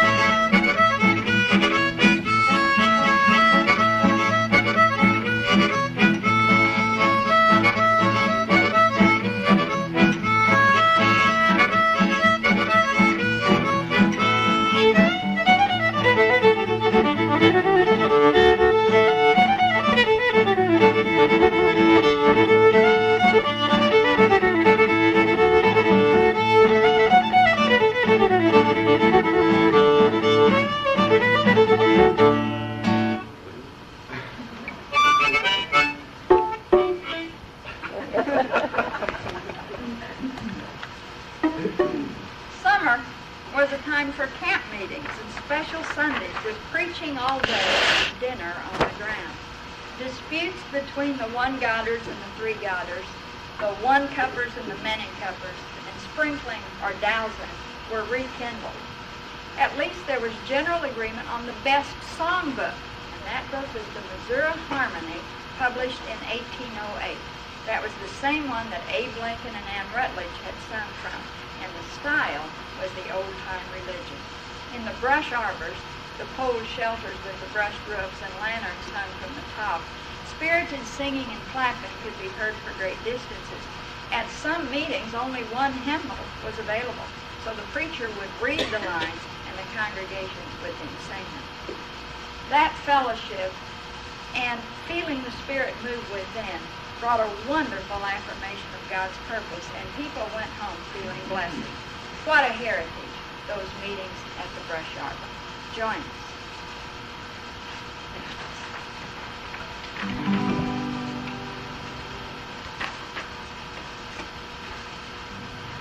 Oh, sinner, remember, though bright be your days, there's only one step to the tomb. Your life, like a vapor, will soon melt away. Then cometh eternity's doom. In eternity's night, if you turn from the light, God's mercy refusing to know. In pain you will travel for all of your days. Into Satan's domain you will go. Is there a brother or sister who would like to testify unto our Lord this evening? Brother Clyde. Well, when first I heard of the people who say old-time salvation was real, I thought I'd go down, take a look at the crowd. It's just a weak mind that I feel. Sing with me. Something got a hold of me that night. Something got a hold of me. I went there to fight, but I'll tell you that night, the Lord got a hold of me. They sang like they meant it. They all clapped their hands. I said, that's emotion, that's all. And when they got down to pray, well, I got up to leave. I didn't want to be seen there at all. But something got a hold of me that night. Something got a hold of me. I went there to fight, but I'll tell you that night, something got a hold of me. About that time, someone started to shout. He said that he knew he was saved. He raised up his hands and he talked in some tongues. Then I felt something hit me, I'll say. Yes, something got a hold of me that night. Something got a hold of me. I went there to fight, but I'll tell you that night, the Lord got a hold of me. We will now do the hymnal. We're aware how it goes. I'll read the line from our book, and you sing it. The room is dark. I cannot see. My eyes are dim. The room is dark. Mine eyes are dim. I cannot see to read the hymn. I cannot see to read the hymn. The room is dark. Mine eyes are dim. The room is dark. Mine eyes are dim. to him. Not seem to reap the hill. Let there be light. We will do this one. Happy day. Oh, happy day. Oh, happy day. Fix my choice. That fixed my choice. On thee, my Savior. On thee, my Savior. And my God. My God. Long may this happy. Long may this happy soul rejoice. And spread its raptures all abroad. He taught me how. He taught me how to watch and pray. To watch and pray. To live rejoicing. To live rejoicing. Every day. Oh, happy day. Happy day. Oh, happy day. Happy day. Since Jesus washed. Since Jesus washed. Since Jesus washed. Since Jesus washed. Since Jesus Since washed. Jesus washed. My sins away. My sins away.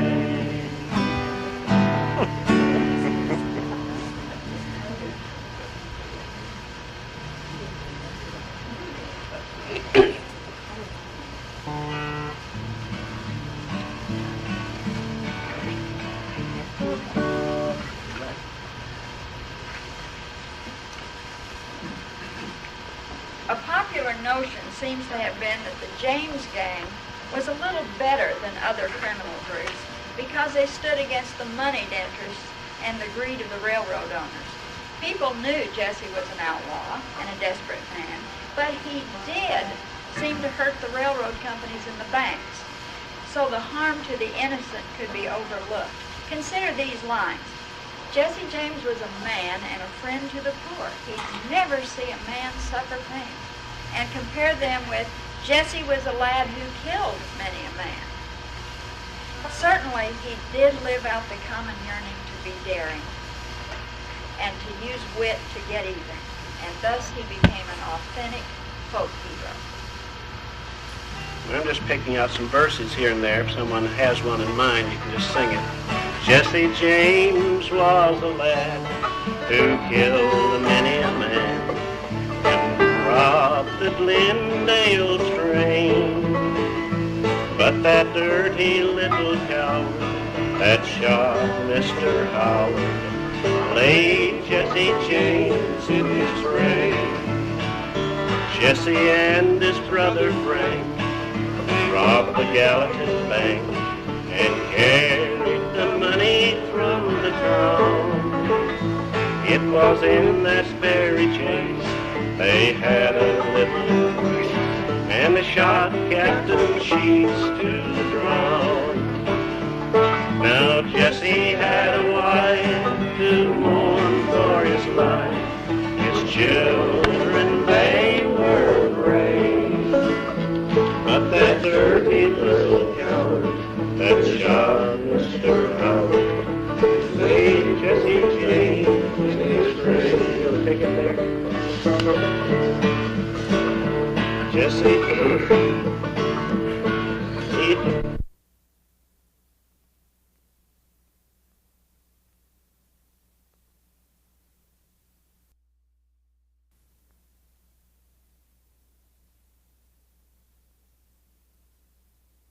James in his grave. One of the gang called Little Robert Ford. Run wonder how he does feel, for he slept in Jesse's bed and he ate of Jesse's bread, and he laid Jesse James in his grave. Jesse had a wife to mourn for his life. His children, they were brave, but that dirty little coward that shot Mr. Howard laid Jesse James in his grave. Now, it was on once. Go ahead, play it.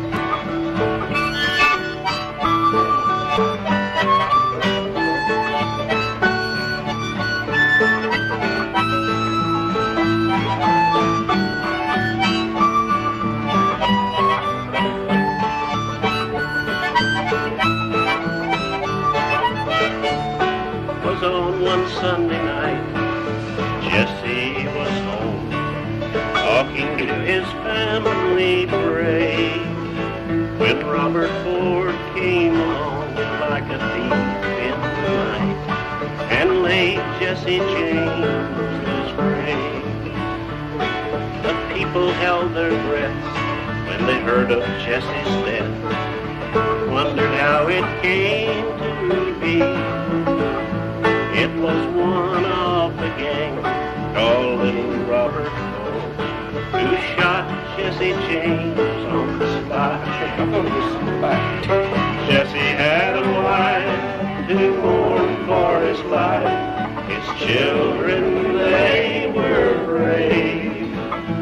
But that dirty little coward that shot Mr. Howard laid Jesse James in his grave. The credit verse? No, I don't remember. Jesse, the song was made by somebody Duché. Billy Gachet. Billy Gachet. She's one of the rare ones where the author put his name in it. Was Daniel Boone whistling the Hound Dog song as he entered Missouri? Was the ditty really based on an incident in Forsyth in 1872? Or was it written in Arkansas, as Governor Davis claimed? Or was it written by a Missourian in the first decade of this century, as one source argues? For now, we're going to take sides with those who hold that the piece came to Missouri with the early settlers and belongs to Missouri because it seems to have been printed here first. This song well supports the Hound Dog's place of honor, and in memory of my dad's old trailer, the Hound Dog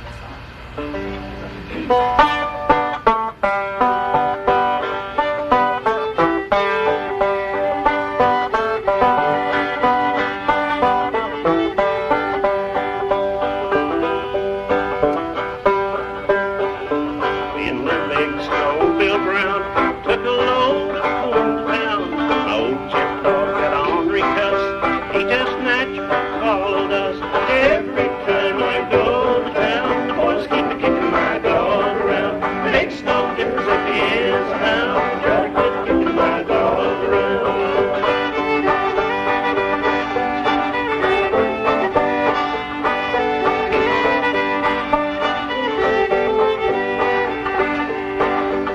Drove by the grocery store. A passel of yaps came out the door. Old Jim jumped behind the box. Them there guys were throwing lots. Every time I go to town, the boys keep kicking my dog around.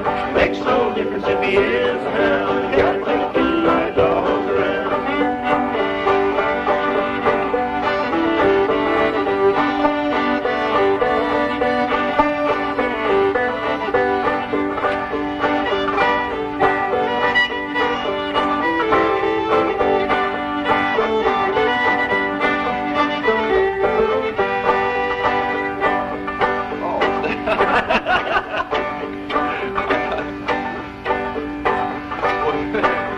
Tied a cat into his tail, chased him past the county jail. Old Bill swore, life got bad and I just couldn't take no more. Every time I go to town, the boys keep kicking my dog around. Makes no difference if he is a hound. Gotta quit kicking my dog around.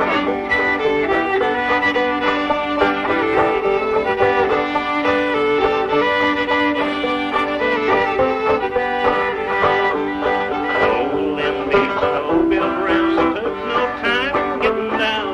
Whooped those fellers on the ground, kicking my old Jim dog around. Every time I go to town, the boys keep kicking my dog around. Makes no difference if he is a hound. Gotta quit kicking my dog around.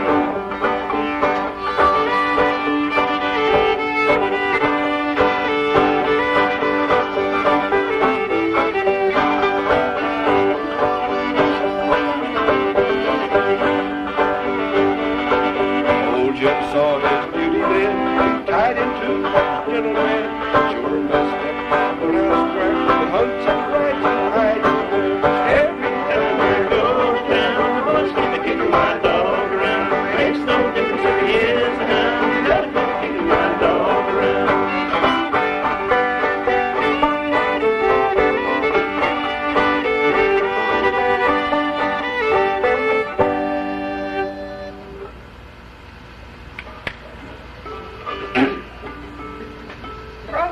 and Hannibal that involved Mark Twain need a steamboat in it. And in July of 1870, a much publicized race between the two fastest steamers on the Mississippi took place. The Robert E. Lee and the Natchez raced from New Orleans, and the people along the banks followed their progress with great excitement. The Lee won with a 3-day and 18-hour record time. Drawing upon that event and other riverboat lore, some writers put together a story of the effort of the Steamboat Bill to beat the record of the Robert E. Lee. Combining humor and tragedy, it had all that was needed to be successful on the vaudeville circuit. Let me 2 verses, then the chorus. Explain on the chorus.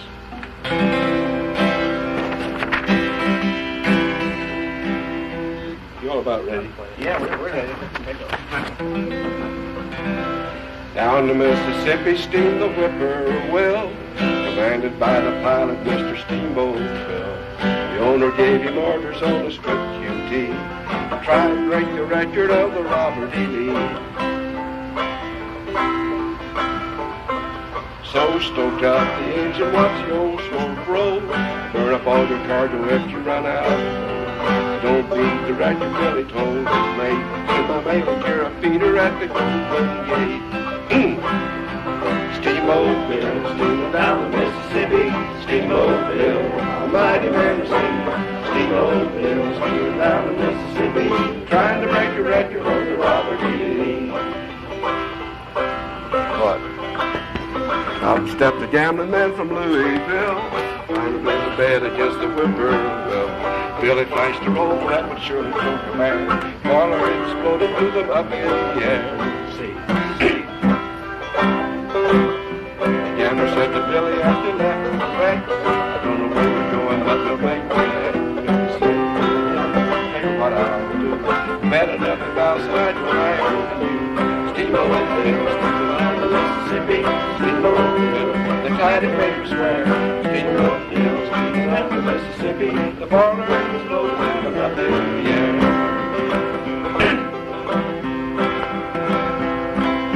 The river's all in mourning after Steamboat Bill. Mowing in the pup another whippoorwill. They won't ever steamboat the plows that stream. Memphis down and Natchez down in New York. The wife of Mr. Freedom was at home in bed. She's got the color of the steamboat tune.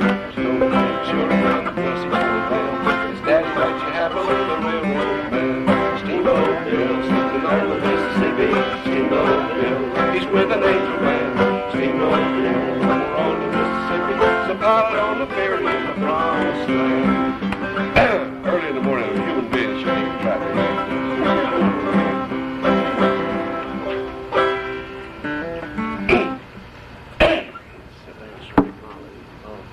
Oh, play guitar. Go ahead and do that. Go ahead and do this. Just dance around Molly and Ace. I don't know how I got looked into this production. When you go on the road, I want to hear I don't need people.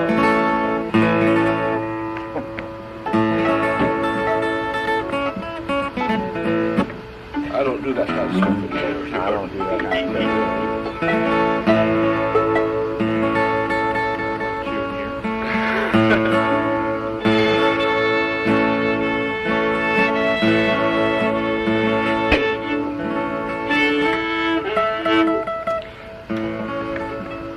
Gordon could probably, or either of you, tell you more about this tune than I can. I don't think it's not a Missouri tune, but I associate with Missouri, I think, for the most part. So maybe we can sneak it in here.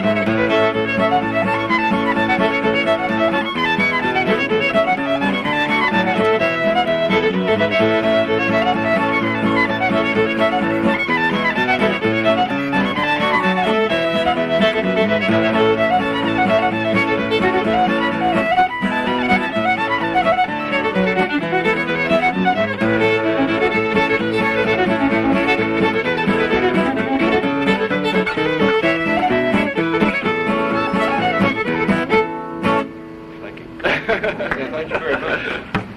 Keep that. Good guitar, we'll keep it. I didn't know it sounded good, so now I'm worried about it. In folklore, the adjacent state has always been populated by hicks. The girls were ugly, the ground rocky, the houses run down, the men worthless, shiftless, and the dogs lazy. Thus, the advice to young girls was don't marry a boy from over there. In Virginia, people were told to avoid men from North Carolina. In Kansas, the advice was don't marry anybody from Oklahoma. But in Missouri, it was to stay away from the Arkansas run. We're going to do this one a cappella. This is advice to you ladies. So come all you Missouri girls and listen to my noise. Don't you go and marry them Arkansas boys. If you do, your lot will be cornbread and lasses is all you'll see. Cornbread and lasses and sassafras tea. When they go a-courting, here's what they'll wear. An old coat that's threadbare, hat that's more brim than crown, socks they've worn all the year round, socks they've worn all the year round. Now when they go a-courting, they go up on the grass, alter them up a wild young calf, alter him up with long rope, and on their journey they will lope, on their journey they will lope. And when they come in, they'll pull up a chair. The first thing they say is, Daddy killed a bear. The next thing they say when they sit down, Madam, your Johnny cake's a little too brown. Madam, your Johnny cake's a little too brown. When you get married, they'll take you on a hill. There they'll keep you against your will. There you will work and swelter in the sun, 'cause that's the way of the Arkansas run. That's the way of the Arkansas run. So come all you Missouri girls and listen to my noise now. Go and marry them Arkansas boys. If you do, your lot will be cornbread and lasses is all you'll see. Cornbread and lasses and sassafras tea.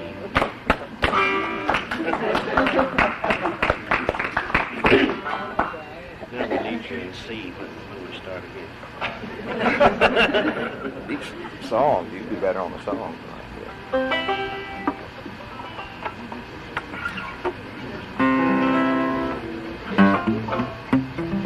She said I didn't provide her with any data, but in 1904, the great World Fair in St. Louis, and one of the greatest Americans that ever lived and ever walked this earth, Private John Allen of Mississippi, whom I know all of you know well, was given a commission to roam this country and stir up interest to bring people to St. Louis. And he did a good job of it. Private John was a great humorist and congressman from Tupelo, Mississippi.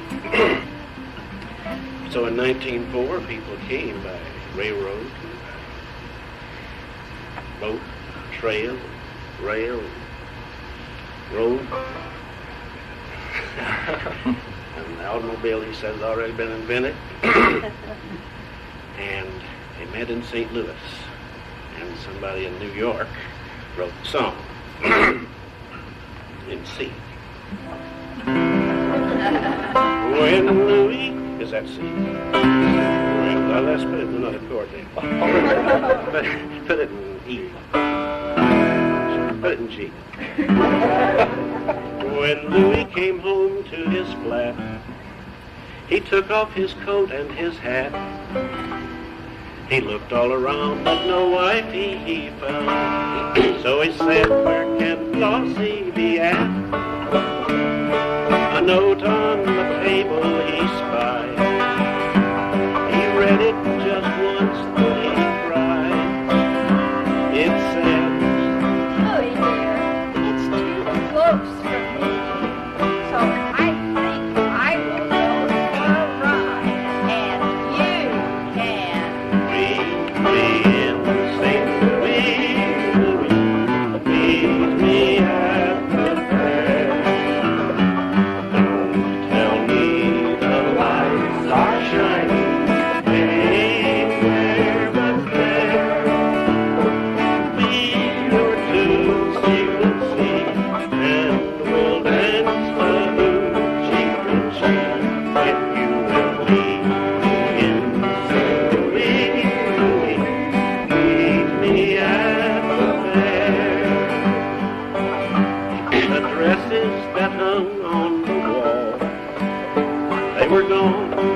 taken them all. She took all his rings and his other things, and the pictures he missed most of all. What movie? The janitor said. Well, you're ripped to play 3 months ahead. What good is a flat? Said poor Louis, read that. And that's what the janitor He said, Leave me in the same leave me at the fair. Don't tell me the lights are shining anywhere but there. We'll dance the Dulcimer, and I'll be here to see we'll see if you will be in the same leave me at the fair. Now we'll play on this last one. Well, yeah. It's fun to play songs you've never played before. Yeah. I didn't know to do that also. Yeah. Let's see. I didn't know the chords on that. Well, I found them fine.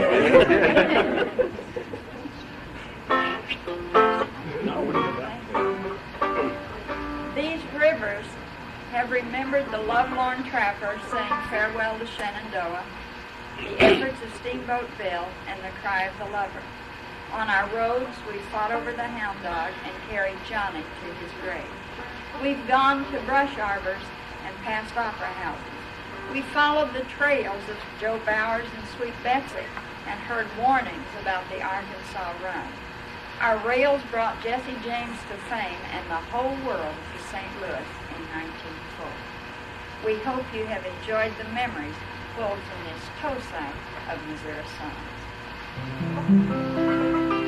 We got another song. This is the last one. This has a verse down there that is real difficult, but I think you might. Let's pick it up as we go. We crossed the wide Missouri. We forded the Osage. We swung to the Ongwa. We followed the St. Francis. The Merrimac's rusty. The Gascon ain't clear. But on the banks of the St. Francis, I courted my dear. Fa-la-lee-lee-lee, give me your hand. Fa-la-lee-lee-lee, give me your hand. Fa-la-lee-lee-lee, give me your hand. There's many a river to water the land. The Nottoway River runs glossy and gliding. The pretty black water runs weaving and winding. Thunder and Cherokee crosses the plain, but I'll never walk by the San Francis again. Fa-la-lee-lee, give me your hand. Fa-la-lee-lee, give me your hand. Fa-la-lee-lee, give me your hand. There's many a river to water the land.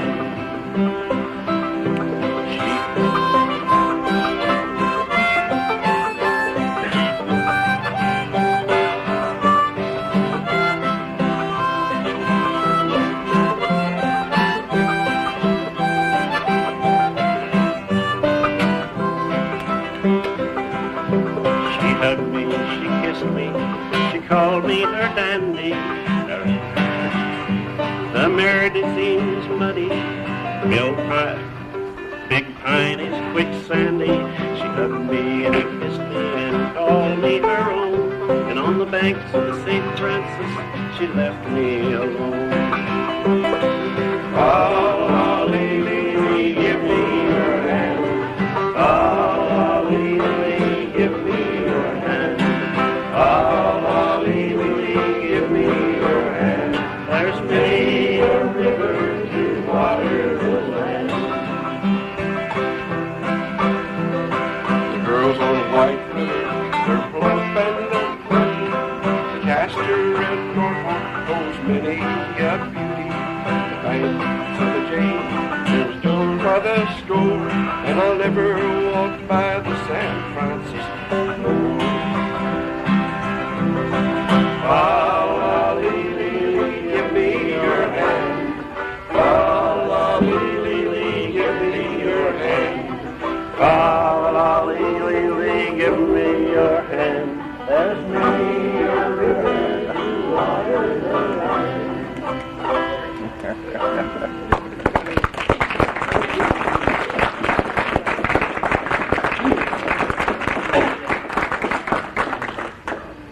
That was quite a production. Thank you. We enjoyed it. Time for questions or comments. If there are any stories you could add about any of the songs or would want to. Is there anything? You wrote the last one. That's an adaptation. You didn't write that? No. You know what it is? It's a Texas song. It's based on a Texas folk song. No, I mean the words. Substituted the Missouri. Who did that, though? That's what I thought. Did you record it? Oh, on this? See, I brought this for talk. I didn't. It's, Got it, yeah. Supposedly, they don't know who wrote the song, but it was in the early part of this century, and by some, they think, cowhand on a Yeah, but you wrote the Missouri part. We put the Missouri River's in. It's on the banks of the Brazos. Yeah. You can't even remember the Missouri River. I can't remember. Yeah, you good thing you got that at least to the James down there. I was wondering if you were going to get Now, he that. got the James in. Yeah. Why'd you leave Good out? morning, too. Why'd you leave out the current? Current? I don't know. I was going to say that instead of Big Piney, and that's why I got mixed up. Emergency and the current. They sound so much alike. See, that kind of song gets you in trouble. So we noticed what you didn't know. That's the first thing. No, I didn't I even wanted do the the current Barney. the Black Sea. I'm a southeast person. Well, we put the St. Francis in, but I wanted the current black in there. So. I was thinking, did you say the Miango? Is that one of the rivers? Miangua.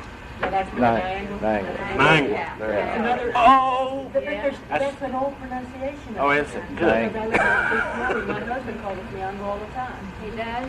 And I thought that was. And you say Nianga. Niangua. Well, Niangua, some of them say. Nianga. Niangua. Niangua? Yeah. Of course. But that's an older name. Now, what we would like is if anyone can add any kind of data that we don't have for you and we skimmed over on any of those songs, we'd like to hear it. You were liming the tune, that's called, when you were kind of keeping up with us on interject. Another reason that was done is because people couldn't read. People were illiterate too. Plus the fact that I only had one song with a lot of What did you refer that lining? liming the tune. Yeah, Liming the lining, song.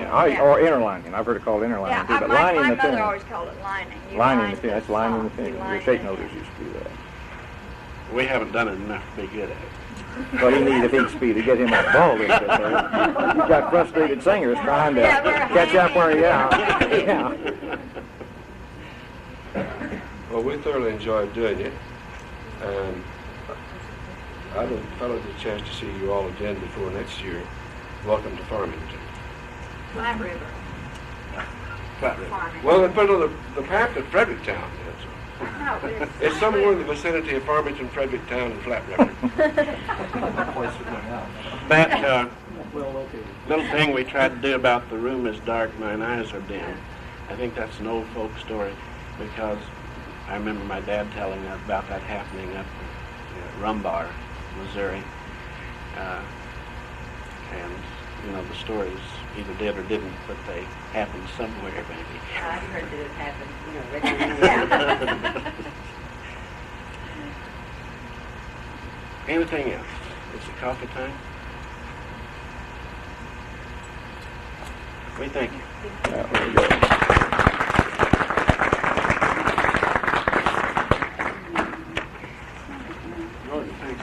Well, I enjoyed that. That's fine. Didn't expect. I sat on the front row of my tape recorder. Next time I'll put it there and I'll get in the back there.